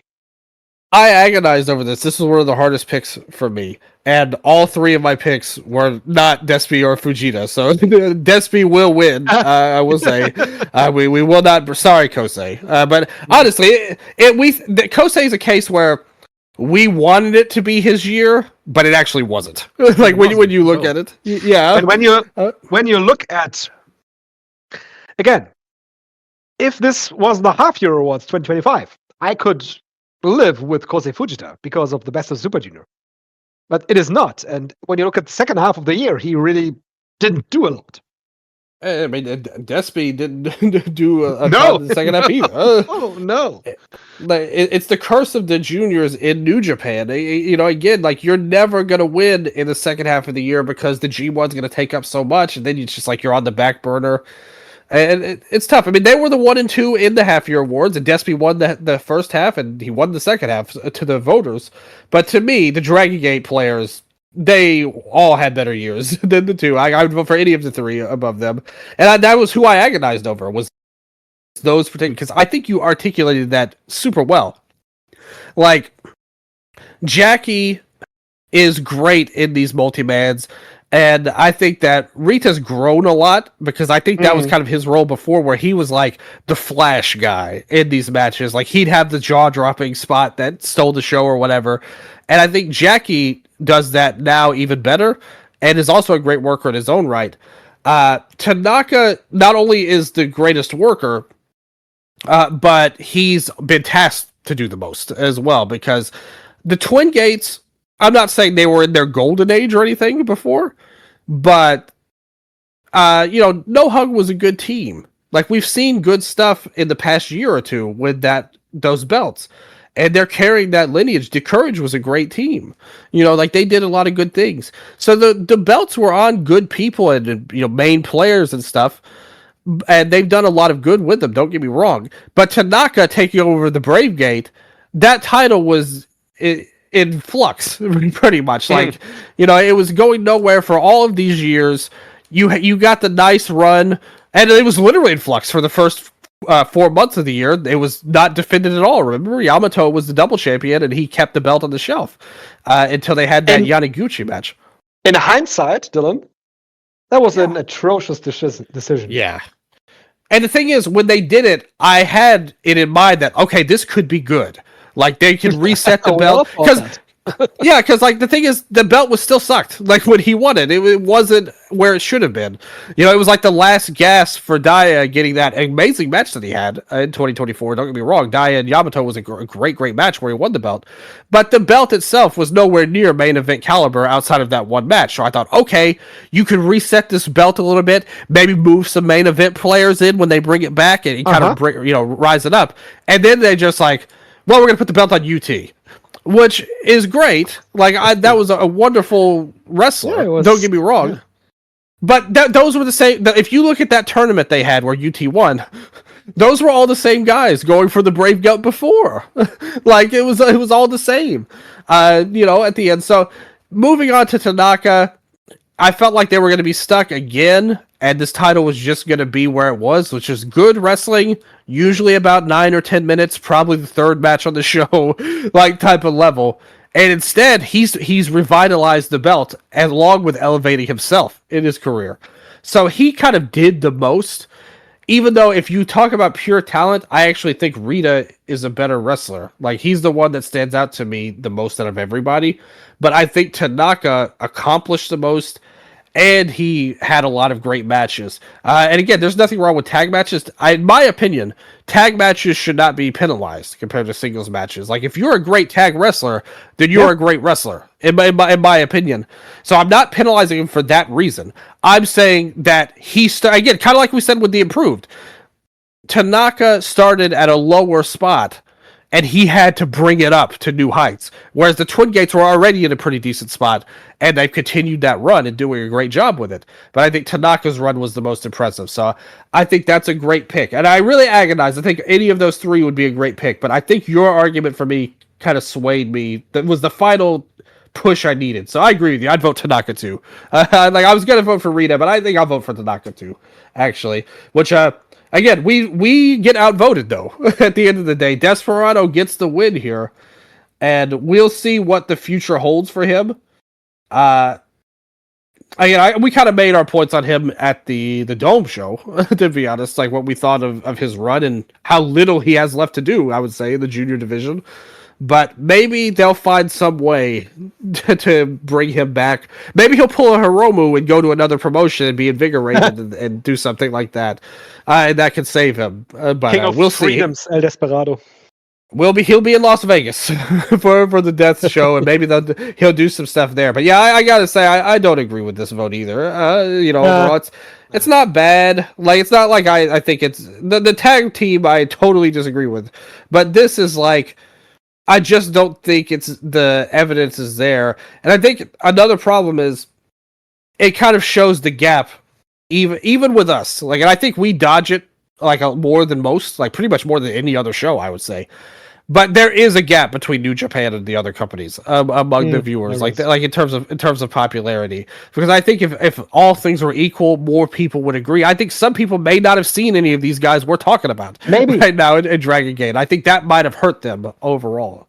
Along with the fact that they all kind of cannibalized themselves too. Like if it was one of these three, because they were all tied in the votes. Good. That's a good Yeah, point. exactly. Yeah, they're all great. If it was one of these three that were having an amazing year, like if Jackie Rita were on the bench and Tanaka was just doing his thing, maybe he gets more votes. Because if you combine them all, they had more votes than Despy. If it was just one player, that maybe he could have won, and they all kind of X'd each other out, kind of. Damn it. That's the breaks, man. I mean, we can't. Yeah. It's a good problem to have when there's too many great wrestlers in one promotion to pick one. Yeah. Good. We go to an award that is named after a certain individual that has just called it a quits, that has called it a career. How does Hiroshi? Yes, the career is gone. The hair is gone, but he will live on as the president of New Japan Pro Wrestling, and he will live on for the Tanahashi Trophy of the Best Wrestler of 2025. Dylan, who do you have? This is another one. To me, I mean, the voters didn't agree with me. At least the junior division, that was it's one that was very close. This one, the fans don't agree with it being close. They said, no, there's one big winner here. They said, Dylan, you need to get your shit in order. We know who the winner is right now, which is the same winner it's been from last year, the same winner it was in the half year. So the run of sorry, generational level for the fans here. Like you said, Mirai, she could be rivaling Sari come 2026. There's a new contender for this award.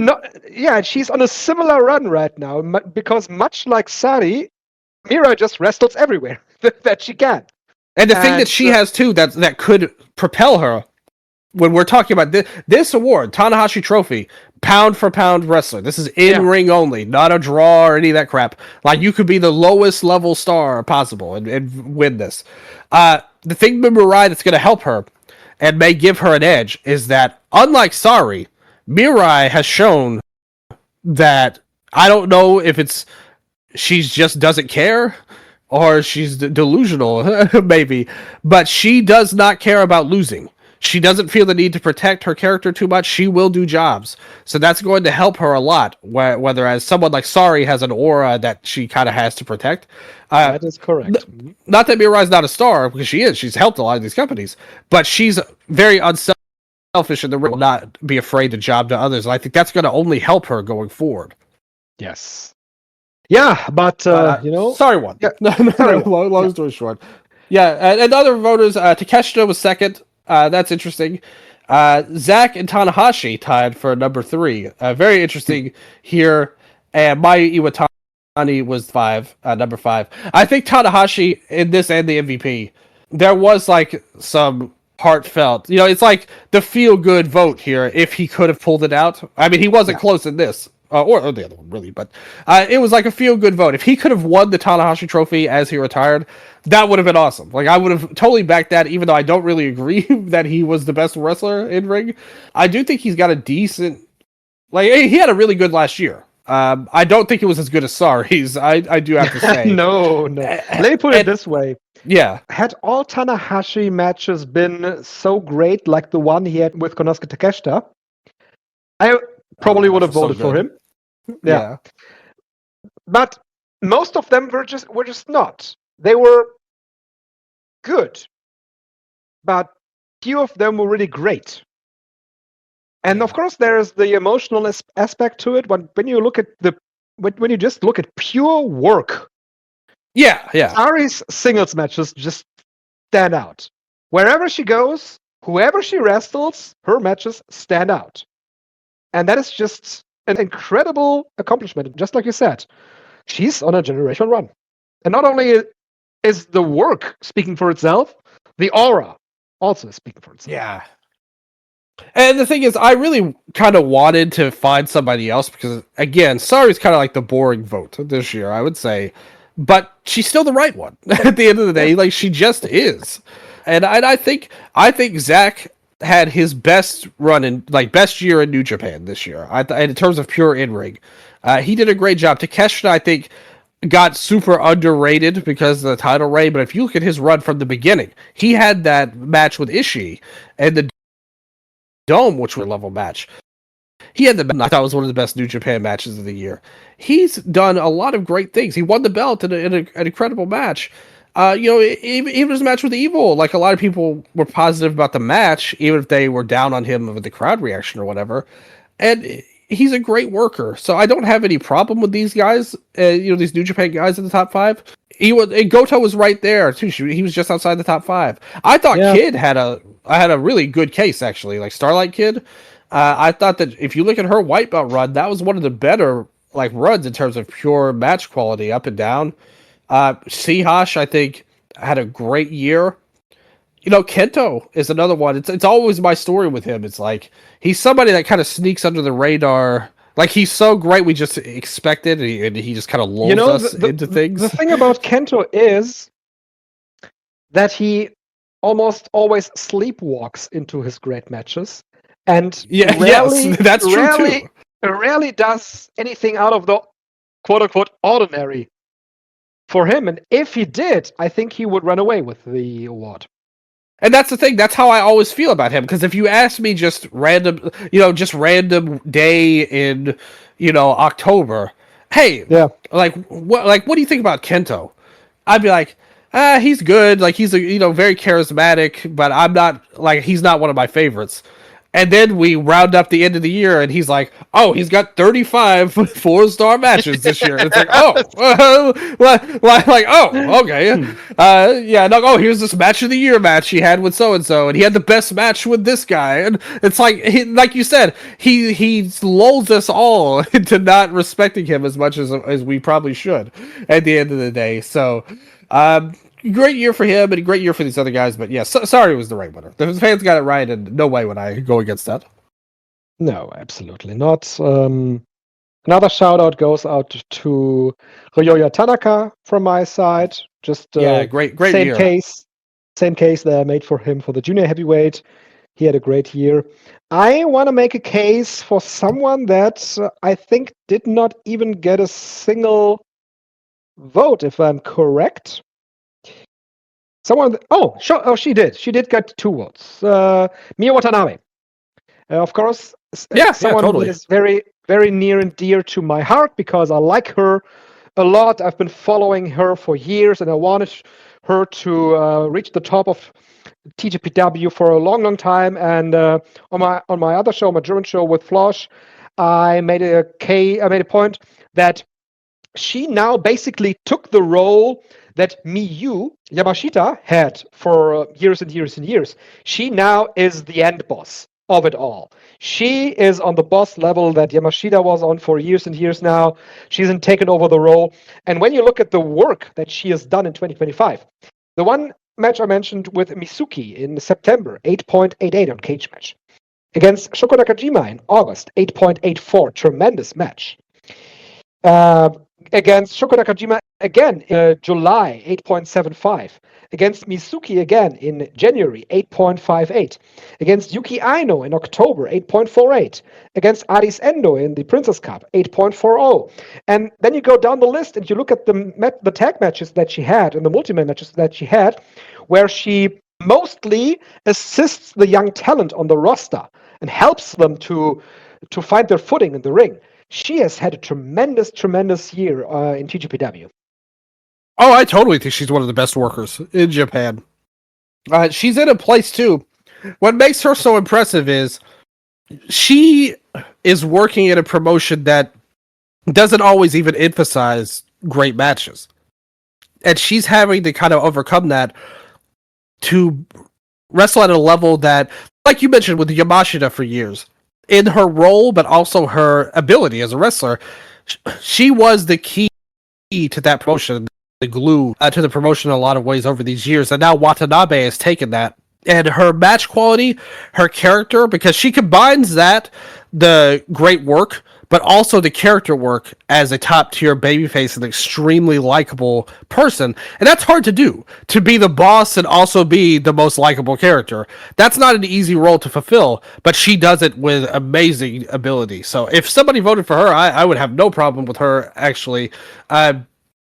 From maybe not the quantity of matches Sari has, but in my opinion, I think that's not always the best way to determine who had the best year in terms of this award, like pound for pound ability.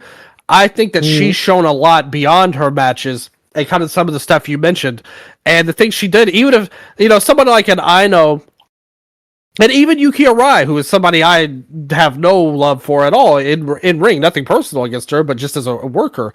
Miyu got the best out of these people and elevated their game, and that's something I always look for a lot. It's always the 5-star matches, or the best match was one of the best workers in the world.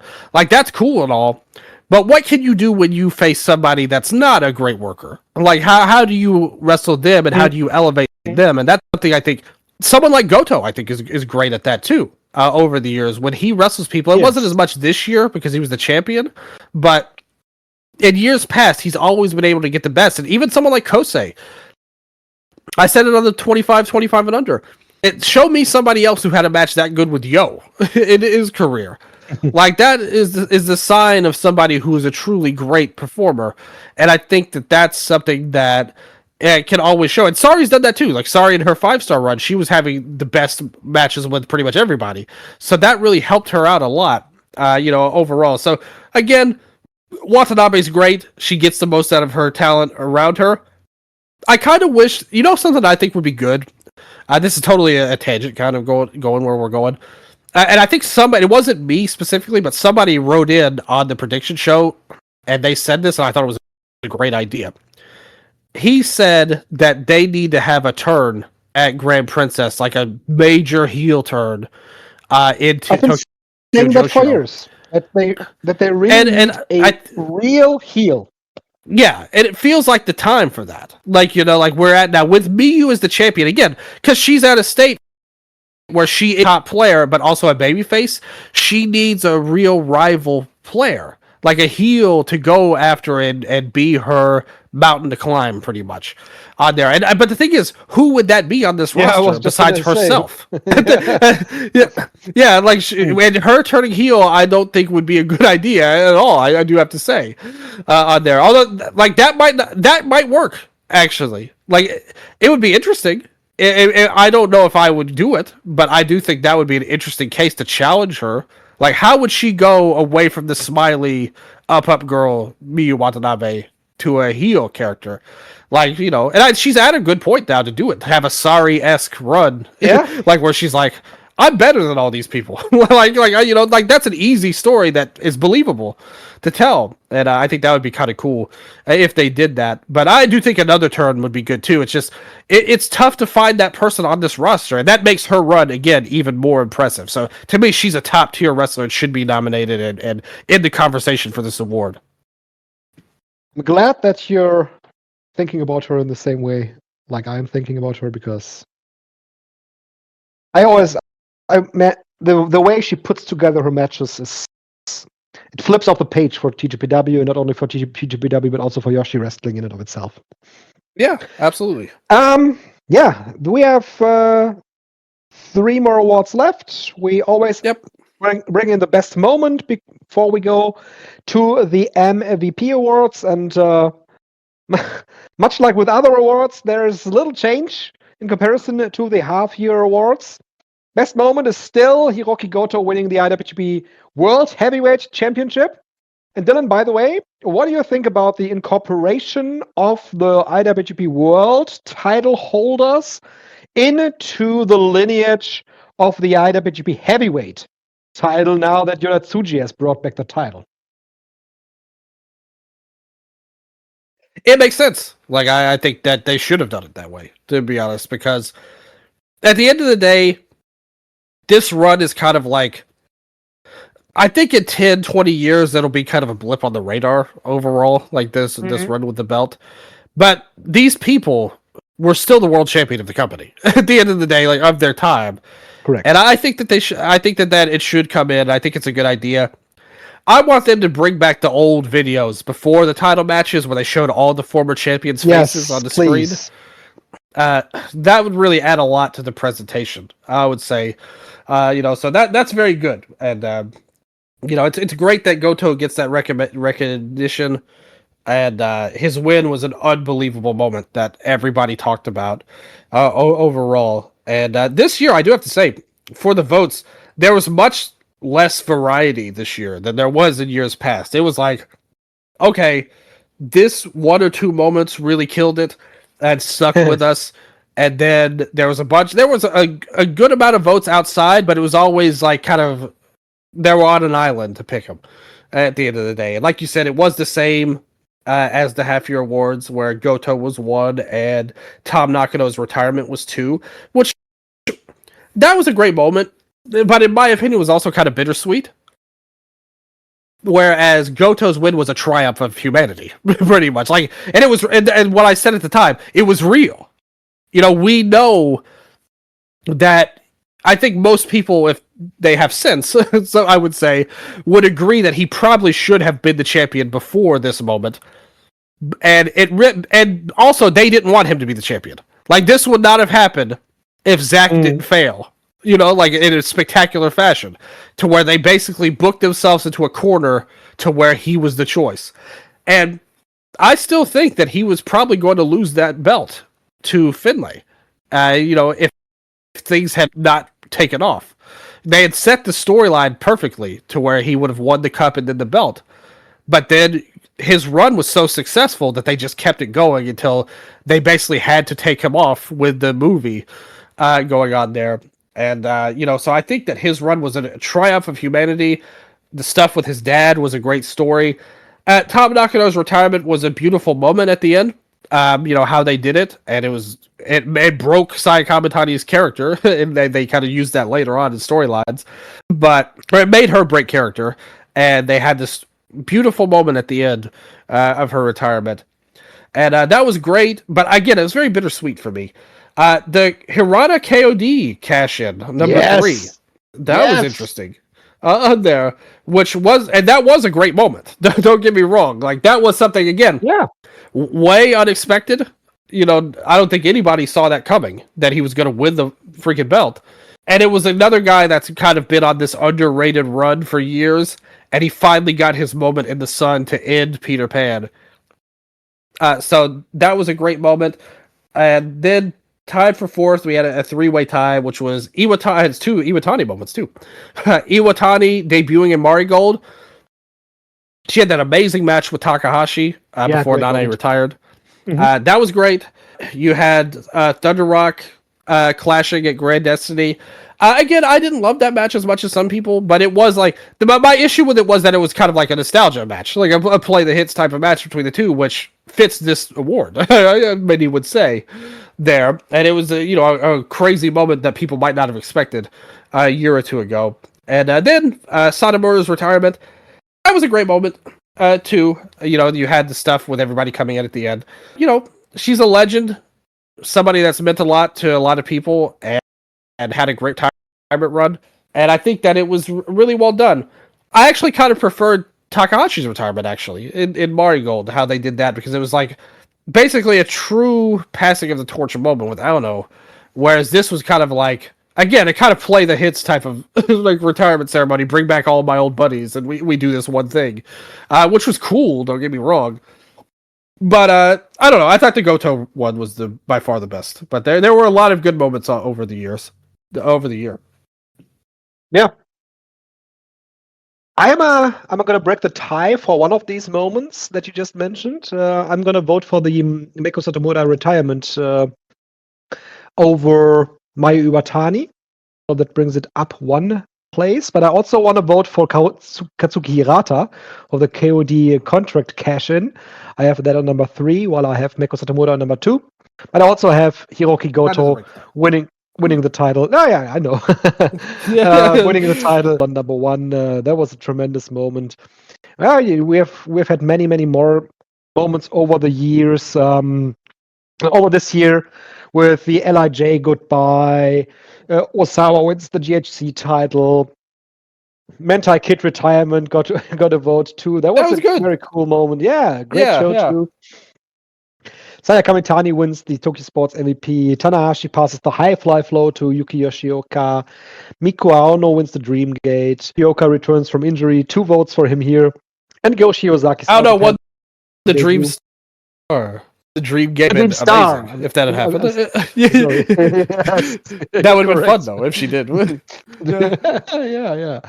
Yeah, so best moment, always a fun category. Yeah, these are all good moments. Like, I have no issue with anyone. This is another one where I think it's like you really can't go wrong. All of these were good in their own ways. In a lot of ways, Kamitani winning Tokyo Sports MVP might be the moment that lasts the most at the end of the day. Over that, like that, there's a lot of good stuff here. So very good year for moments, as always. Again, like there's no year where this doesn't come through as one of the best awards, I would say, and I think it did it again. And this one in particular, as a Goto fan and the emotion of it all, it was amazing. Like I said, like this to me is one of the bigger moments in the history of this show. I would say for me on a personal level. Like, if we were to talk about all the big moments over the years, which has been a lot of great ones, but this one really stands out, and I think it will for years to come for me. It will absolutely. So this brings us to the 2 final categories of the Eastern Lariat Year in Awards 2025. First of which is the Manami Toyota Trophy / the Yoshi MVP. And you might have guessed it. Saya Kamitani wins the award, Yeah. What can you say about it, Dylan? One of the bigger blowouts in the history of the awards, actually. Like she had she had nearly 60 more than the second place winner, which is wild. You had, and again, there weren't even that many nominees. Like only 5 who got more than 1 vote. Watanabe was 5th. And it's Iwatani the was obvious 4th. ones. Sorry. Yeah, Sorry and Hashimoto tied for 2nd, and then Kamitani with a huge gap towards her. So, and yeah, I like the thing is MVP counts business and all the rest. It's not just wrestling. And when you count that, then she was the MVP. So, like, there's no way you can argue that, in my opinion. Yeah, we could talk about the others here while. Yeah, we have a vote for Marino Saihara from Actress Girls. She was the Actress Girls champion for the majority of 2025. But when you compare that to the business that Sai Kamitani did, that's even on the same level. And when you name, for example, Misuki, she really wasn't the main player for the entire year. She was for a couple of months, but then she turned back to, she was relegated back to the six-man tags. Starlight Kid, in comparison to Saya Kamitani, she wasn't the main player in Stardom. Shuri wasn't either, and Victoria Azuki even wasn't the main player in Marigold. So these I wouldn't really call these even candidates for the MVP award. I'd be surprised if anybody voting would even disagree with what you said. They just figured Kamitani's going to blow it. Like, we're just going to give a vote to somebody. Because I don't mean any disrespect to these people, because actually, all of them are I like. All of the people that got votes besides Kamitani, I think are at least good. Some of them I think are great. Shuri is one of my favorite wrestlers. Sari is one of my favorite wrestlers. Sihash, one of my favorite wrestlers. But they all felt like pity votes, to be honest. Like, we know that Kamitani's going to win, and we're just going to vote for somebody else just to make it a little more interesting, I suppose. Because I nobody can argue with what you said about the business. At the end of the day, like, they're just wrong if they try to. So there is really no argument to be made. It's what we said before about Kamitani, about her year. There we have it. Yeah, and I think that there's nothing wrong with that. Again, it's another one where it's like the boring vote, right? Again, like, this is our biggest blowout ever, but that doesn't make it less right either, at the end of the day. And I'm not trying to disparage anyone at all, because I think the voters did it exactly right. They crushed it. They picked who they should have. I think it was a great job, and I think that they came through again, and we both agree for it. So, good stuff there. I will say this. Before we get into the last award, I want to pull it back a little bit for you here, Strig. I want to kind of go through, as we've been talking about the half-year awards, I wanted to go back to the overall winners from last year and kind of take a look at where we were at then to now before we get to the MVP. So, first of all, the Hansen Award. Zach won last year. He repeated this year. So, double dipping there. Congratulations to Zack Sabre Jr. Last year we had the It's funny because this year we had potential for ties at 2 different awards, and we dodged them both. Pretty much. You broke the tie in one, and then we both avoided breaking it in the other one. And that was not planned. We didn't talk about our awards before the show, by the way, with each other. So that just kind of worked out how it worked out. Last year, Rookie Award winner went to the poll with Oleg Bolton and Chi-Chi, and Chi-Chi ended up winning the award, which I was delighted by, to be honest. This year, we have Sari Yamaoka, so another Joshi winner for the Akiyama Award. Most improved last year was David Finlay. I disagreed with that somewhat, but also understood it because the push was better, the vibe and all that stuff. I always liked Finlay. I thought he was always a good underrated worker, but people caught up and they voted for him. This year we have Hina, very good work in her own right. You had Promotion of the Year last year. Dragon Gate won, and this year Dragon Gate was respectable, but this year Stardom took the edge over them. Best bout was this is a cut here. Bryan Danielson versus Zack Sabre Jr. from New Beginning 2024. Yeah, so that was best bout last year. Another one where the voters again have kind of dodged recency bias in both of the last 2 years, going with early, first half of the year match contenders there. So very good stuff. Show of the Year 2024 was the original Despy Invitational.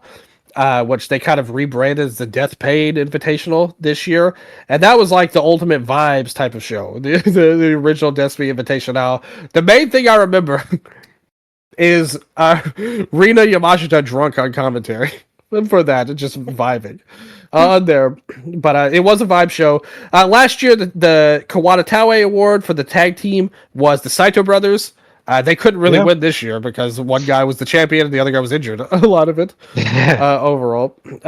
So they didn't last. Maybe they'll bounce back in 2026, obviously. And this year we did have the Knockout Brothers. Last year, Doki won the Liger Award for the junior heavyweight. What a long way he's fallen since then. Better times. I would say. Yeah, much better times. I would say Despy takes the crown from him. Kind of doing him dirty at the end of the day because Doki, man, he could have been an amazing... Like, he was the only organic babyface they had, and they turned him, but never mind. I've ranted on that before. Tanahashi Trophy, we get a back-to-back winner. Sari won it last year. She stood on business in 2025 as well. No doubt for that. Best moment last year was the Takia Mania segment where he actually appeared in the wheelchair, and Suzuki challenged him to a match in there, and all that. It was an amazing moment. Like it was a really heartfelt moment there. And we've heard good things about. Yeah. No, go on. I was just saying we've heard good things about Takayama's health in the recent year. He's shown some improvement, so hopefully he continues to improve and he can bounce back fully one day.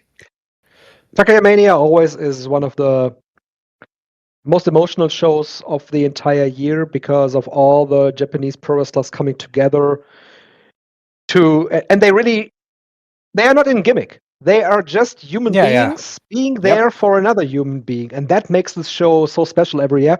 Every year, much like the Hana Kimura Memorial Show as well. Yeah, absolutely. Remember that happened. You had like, and you had like Shibata on the show. Kobashi was there as a special guest. You had Sato, like all kinds of great people that were there for sure. And the Toyota Trophy winner for 2024 was Sari. She double dipped with the Tanahashi Trophy and the Toyota Trophy. That showed how great her year last year was. This year we had Kamatani obviously break that streak, leading the win here. And for the overall MVP, the Kobashi MVP, do you remember this? Strigga, who won last year? Last year? No, I don't actually. Yamato, the Dreamgate champion. That's right. During his win. Yes. And that was a bit of an upset at the time. I was pretty surprised by that, but in a good way because I thought that was a good vote. Don't get me wrong. If you look at his run, he basically saved the company. Like it felt like because remember when he won the belt, they were in that horrible Monte reign that was just going nowhere, and the whole company was spinning its wheels. And that was after an even worse Kakuta babyface reign. So and he comes in, Paradox starts. He has all these great matches, elevates Ishin. Does a lot of great things. So Yamato was the winner and a veteran presence, and I think he deserved it too. But that's a lot different than this year for the Kobashi MVP. Yeah. This year for the MVP, it's the same winner as for the Yoshi MVP. It is Sayaka Mitani. And once again, I can only state history is made. Yeah, history is made. It's first time here too, right? That's right. The first time ever that, to be honest, last year I thought Sari had a case for Kobashi MVP, and I was kind of like, man, why doesn't anyone like give the women a shot for the overall MVP? And this year we didn't have that problem. I felt like last year some people split their votes. This time they did not. This time it was very clear that Sayaka Mitani was the overall MVP of the scene. And just like we said, it is what it is. We said it before. The reasons are there, and it's once again the boring vote, but the right one. Who else would you consider, Dylan? Interesting to note, the second place vote getter, Hiroshi Tanahashi, in his retirement year, got a slight edge over Ozawa, who's number 3. Yeah, I know. You can make the case that he was responsible for drawing the biggest house of the business year. even though it was not in 2025. It's sold out in 2025 though. Yeah, that's there, correct. so and again, when you consider that, his retirement year was, I would say, a dramatic success in ring wise. Like if you compare, like you said, maybe he didn't have the 5-star matches all around like he used to, or the amazing run of like constant great matches. But if you look at his run and compare it to Keiji Muto's retirement year, or Marufuji right now, or a lot of these other over 50 players right now, it was really special. Like the fact that he was able to overcome all of his physical ailments to have this year that he had and then sell out the dome at the end. That was a great run. If you like, okay, let me ask you this, because we both agree Kamitani blow away MVP. Take her out of it. Who would be the male MVP then? Since we don't have a male MVP this year, who would be your pick out of everybody to be the MVP? You know, the case for Tanahashi is incredibly interesting. I would consider it. I thought about someone else who is not even in the top. Is not even in the top 4 of the vote getters that we have. Osawa, of course, has a good case, but Osawa also he missed the last part of the year. Exactly, was injured and lost the title, so you can't really rate that. But you know who we can rate? It's Kento Miyahara. Yeah, Kento Miyahara in All Japan Pro Wrestling. Take Kento Miyahara out of All Japan Pro Wrestling in 2025, and the company is doomed. This guy, once again, was the key and focal point of a lot that happened in this company. He was in the final of the Champion Carnival, was responsible for a very good house there.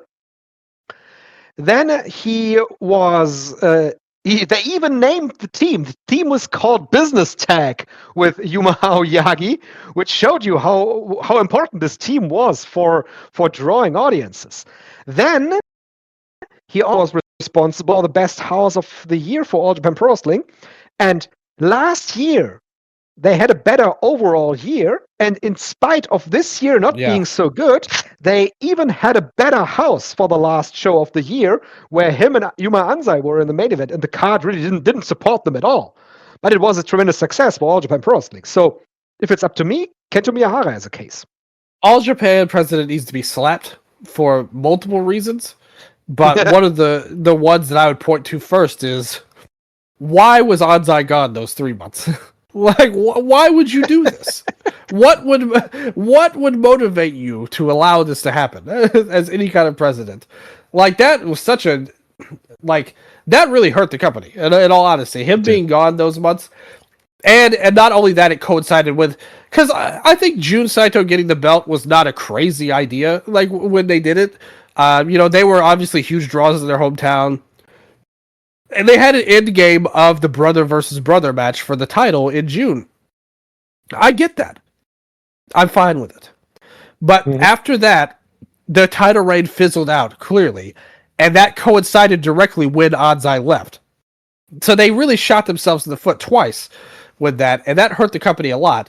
Then, who comes... I've said it. Go back all 10 years of this show I've been on. In case of emergency, break glass for Kento is the rule of All Japan. It's happened so many times, whether it was 7 years ago, 10 years ago, to this day.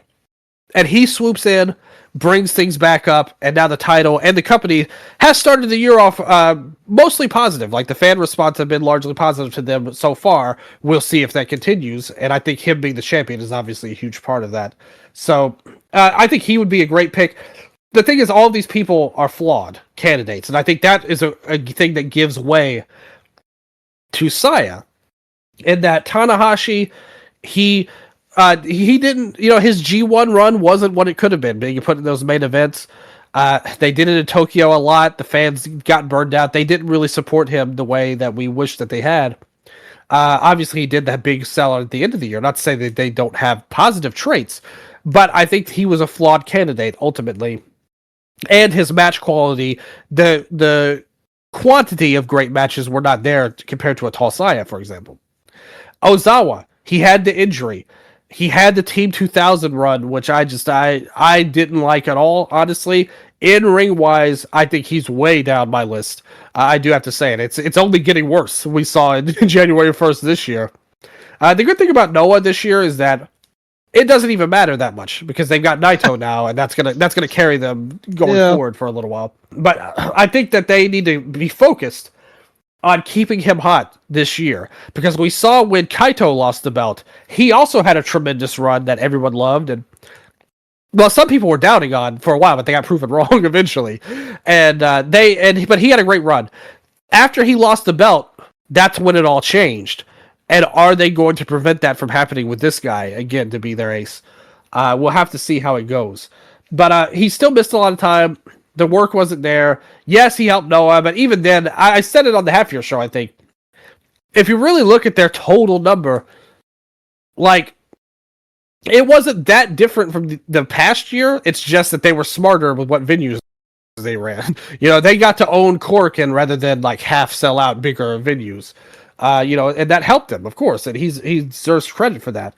But that's a flawed candidate. Goto, his half-year run was amazing, and then he lost the title and went away, and that really hurts his run at the end of the day. So, like, I think he had an MVP level run the first half of the year, but the second half, he did have the one main event with Takeshita, but that's not enough for a whole 6 months at the end of the day. And sorry, bounced around. And stuff. I don't think her run this year was as good as 2024, and I don't think that she was able to really be the star player without that main title that she had in Marigold. Shun, he's somebody I always point to, is like, for the exact reason you said is Kento. If you take Shun out of Dragon Gate, this whole promotion is way different than it is. Like, everything changes.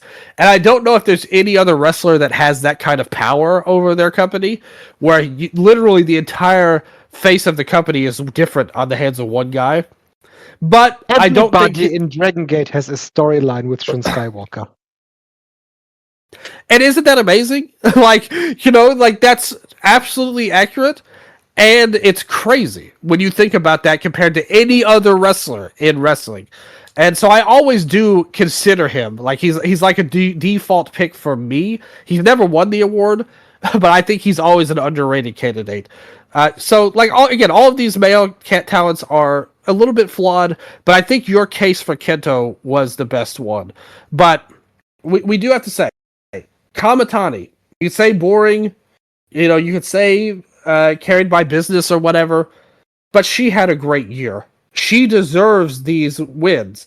It says a lot about the Tokyo sports. For us, I think she would have won anyway with how things are, but I do think for the Tokyo sports, it says a lot about the year as a whole and how maybe it wasn't as great as other years when there just wasn't any other good candidates besides her at the end of the day overall. But I do think she absolutely deserves it. If you look at her run, business-wise and also her match quality-wise, she had a really strong year. I thought she was the best year of her career for sure.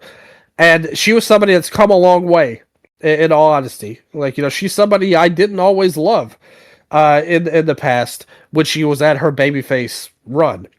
But you take it the run with the Tom Nakano, her matches with the Azumi she had, the match with Ano at the end of the year, the match with Poi in July I thought was a way underrated match. Very good stuff there. So great run in the tournament, great one with the red belt. Did stuff in Wave too. We can't forget that as the Regina D Wave champion. Helped, helped them out. Put over Kohaku at the end. Did good business. So overall, I think she was the clear winner and deserves it. But I do think for the Tokyo Sports Award itself, I think it also says a lot that there wasn't any male candidate that they couldn't. Because we've seen in the past too, they want to give it to a New Japan wrestler. Like that's been proven many, many times, and that just was not possible this year. Even though Tanahashi did get a vote, I think, or something like that in there, it just wasn't possible. And thankfully, because I was a little concerned, honestly, like going into the awards, because in the past the women's wrestlers have gotten snubbed in the Kobashi MVP, but thankfully the voters did good and they got it right. And I'm very proud of us and very proud of the voters for that. And again, nothing but love and congratulations and respect to Tal Saya. Great stuff. Love it, man. Yeah. that concludes our look at 2025. Great that you brought up last year's winners in comparison to this once again. And yeah, this kind of show will of course be back by the half year point, and it's going to be very interesting who steps up. Especially, you mentioned it with Kento, but for New Japan Pro Wrestling, that turned out to be true as well. In case of emergency, break glass for Hiroshi Tanahashi.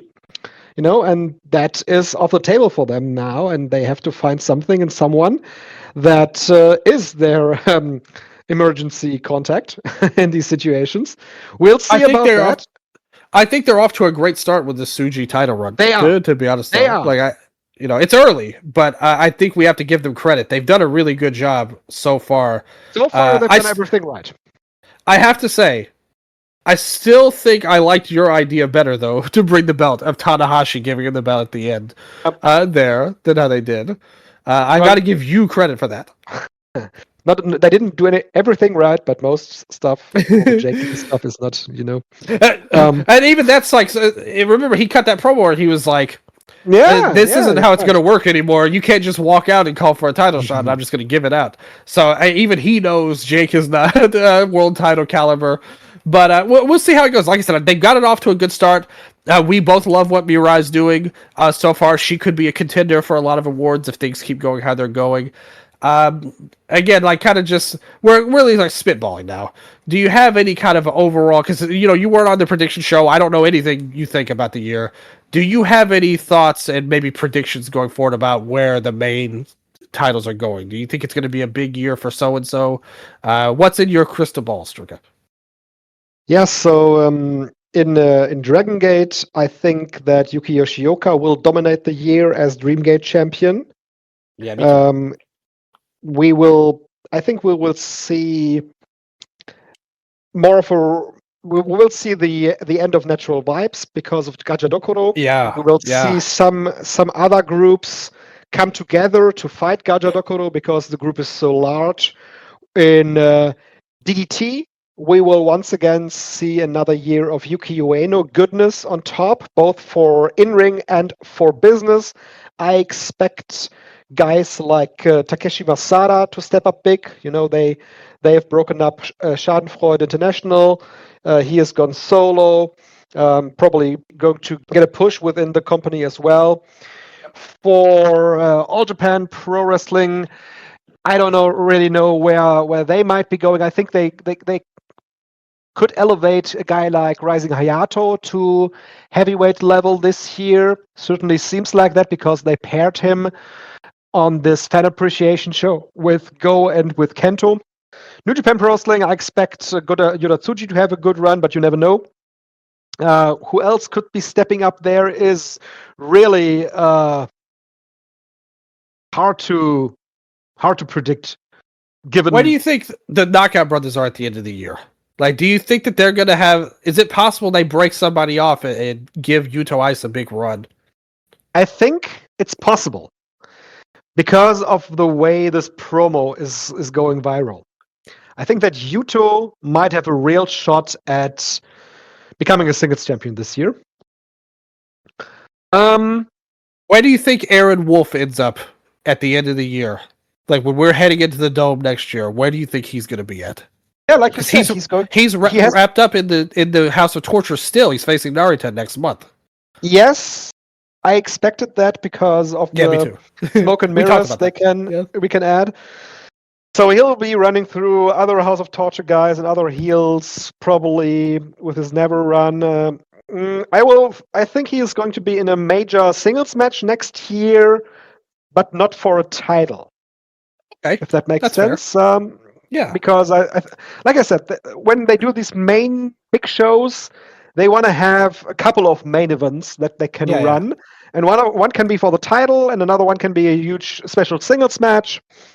So that I see for him, and for when you look at Pro Wrestling Noah, I was thinking about that. I was thinking that you might ask me that for my predictions. I'm struggling to think who could headline Pro Wrestling Noah except for Osawa again. Did you hear? I don't know if you listened to prediction show, but somebody said in a prediction. Time. He said in a prediction that said Noah will annoy you all year. Was the prediction? It would annoy Strigga, and I was like, "That's the safest." I said that's the safest prediction anyone's made on there, and I do agree with that. But I also think that, to me, I think it's going to be interesting. I think Naito's getting that belt this year. Oh, Jesus, yes. they're going to run his ass into the ground no matter how little he can move. Like they did it with Muto. Like, why would they not do it with him? They're paying him. They didn't bring him in for free. And I think it's possible if you look at what they've said. I wouldn't be surprised if Hiromu makes a jump. Like, this year goes back to his old friend. The least surprise of it all. Yeah, no, it wouldn't surprise anybody. Like, he's way more motivated than Noah. He could be a heavyweight in Noah too. Like that. Don't tell me they wouldn't hesitate to put him in main events. And you get back with your old buddies, so like Bushi and Naito. So I think that makes a lot of sense overall. But I do think this could be a year of Naito in Noah, because this Inamura run, it's got to end. Like it's got to end. Stop it, stop it, Noah, with Inamura. Smack Mr. Daddy, Noah, please stop it. No, Mr. Smack Daddy is not a world champion level caliber. You know something, Strigga? I'm about to say something that's going to blow your mind, because I was watching that show, and thank God we didn't talk about it in full. That horrific Noah show. But I was watching that main event. I hated that match, Strigga. I don't know if you know this or not. Like, and I'm going to say something you're not going to believe, and it's something I feel like I've sinned. I've my soul has darkened after watching that match. I think I'd root for Jiro to beat Inamura. I think Tokyo Japan would be a better champion than Inamura at this point. I mean it. Like, this is horrible. Like, what happened to him? He used to be good. He's not even a good worker. Like, that's the weird part. His wrestling is not good. Like, we have enough evidence of that. Yep. And his character is among the worst I've ever seen in the history of Japanese wrestling. So I don't know what is going on with him. What happened to his mind? Like, if Chef Michaels has caused this, can I blame Shawn Michaels for something else in wrestling? Because I will take that opportunity, if you give it to me. I will blame Chef Michaels for everything. The one that I would have said in Pro Wrestling Noah that could take the lead is Ulka Sasaki, but he also apparently goes to the US now. Yeah. After being now another stupid move. Like, why did you just form a faction and then you knew he was going to leave? It's not like he shot on everybody and surprised everyone. You knew he was going to leave. Why was he a part of the group? Why are we talking about Noah? Like, this is a happy show we're supposed to be having. Please, save us. Save us from this. Let us conclude the show right now and just take a swing to the positives, because we got many, many, many great votes here and many great shouts that we could discuss from across the Japanese pro wrestling scene. Female, male, big promotions, small promotions, doesn't matter. Lots of them got represented on the show, and that is the spirit of the show, and that's why we do it. Hell yeah, man. I love the votes. Like you said, tons of representation. Whether it's Joshi, men's wrestling, there's no bias against that on these awards. The smaller companies have gotten love too. You had people like Jetway get votes, one of my guys. We had Kyushu Pro, always gets love on this show, for sure, and a lot of the indie Joshi companies too. So, lots of respect to the voters. I did disagree with you on the tag one a little bit, but it's still like the accuracy rating is so high. If they go against me, I can say I'm man enough to say, well, maybe I need to have a little bit more of an open mind sometimes on things. Like maybe the fans got it right, and maybe we were the ones that were wrong. I can accept that fact. Like, at the end of the day. So I do appreciate every single one that voted, and congratulations to all the great cast of winners we had this year. I think it was a really great year in terms of the awards, the winners, and I think that next year is going to continue the lineage and be even better. Absolutely. So, thank you all for voting. Thank you all for listening. This has been the Eastern Lariat Year-End Awards 2025. Goodbye. Sayonara.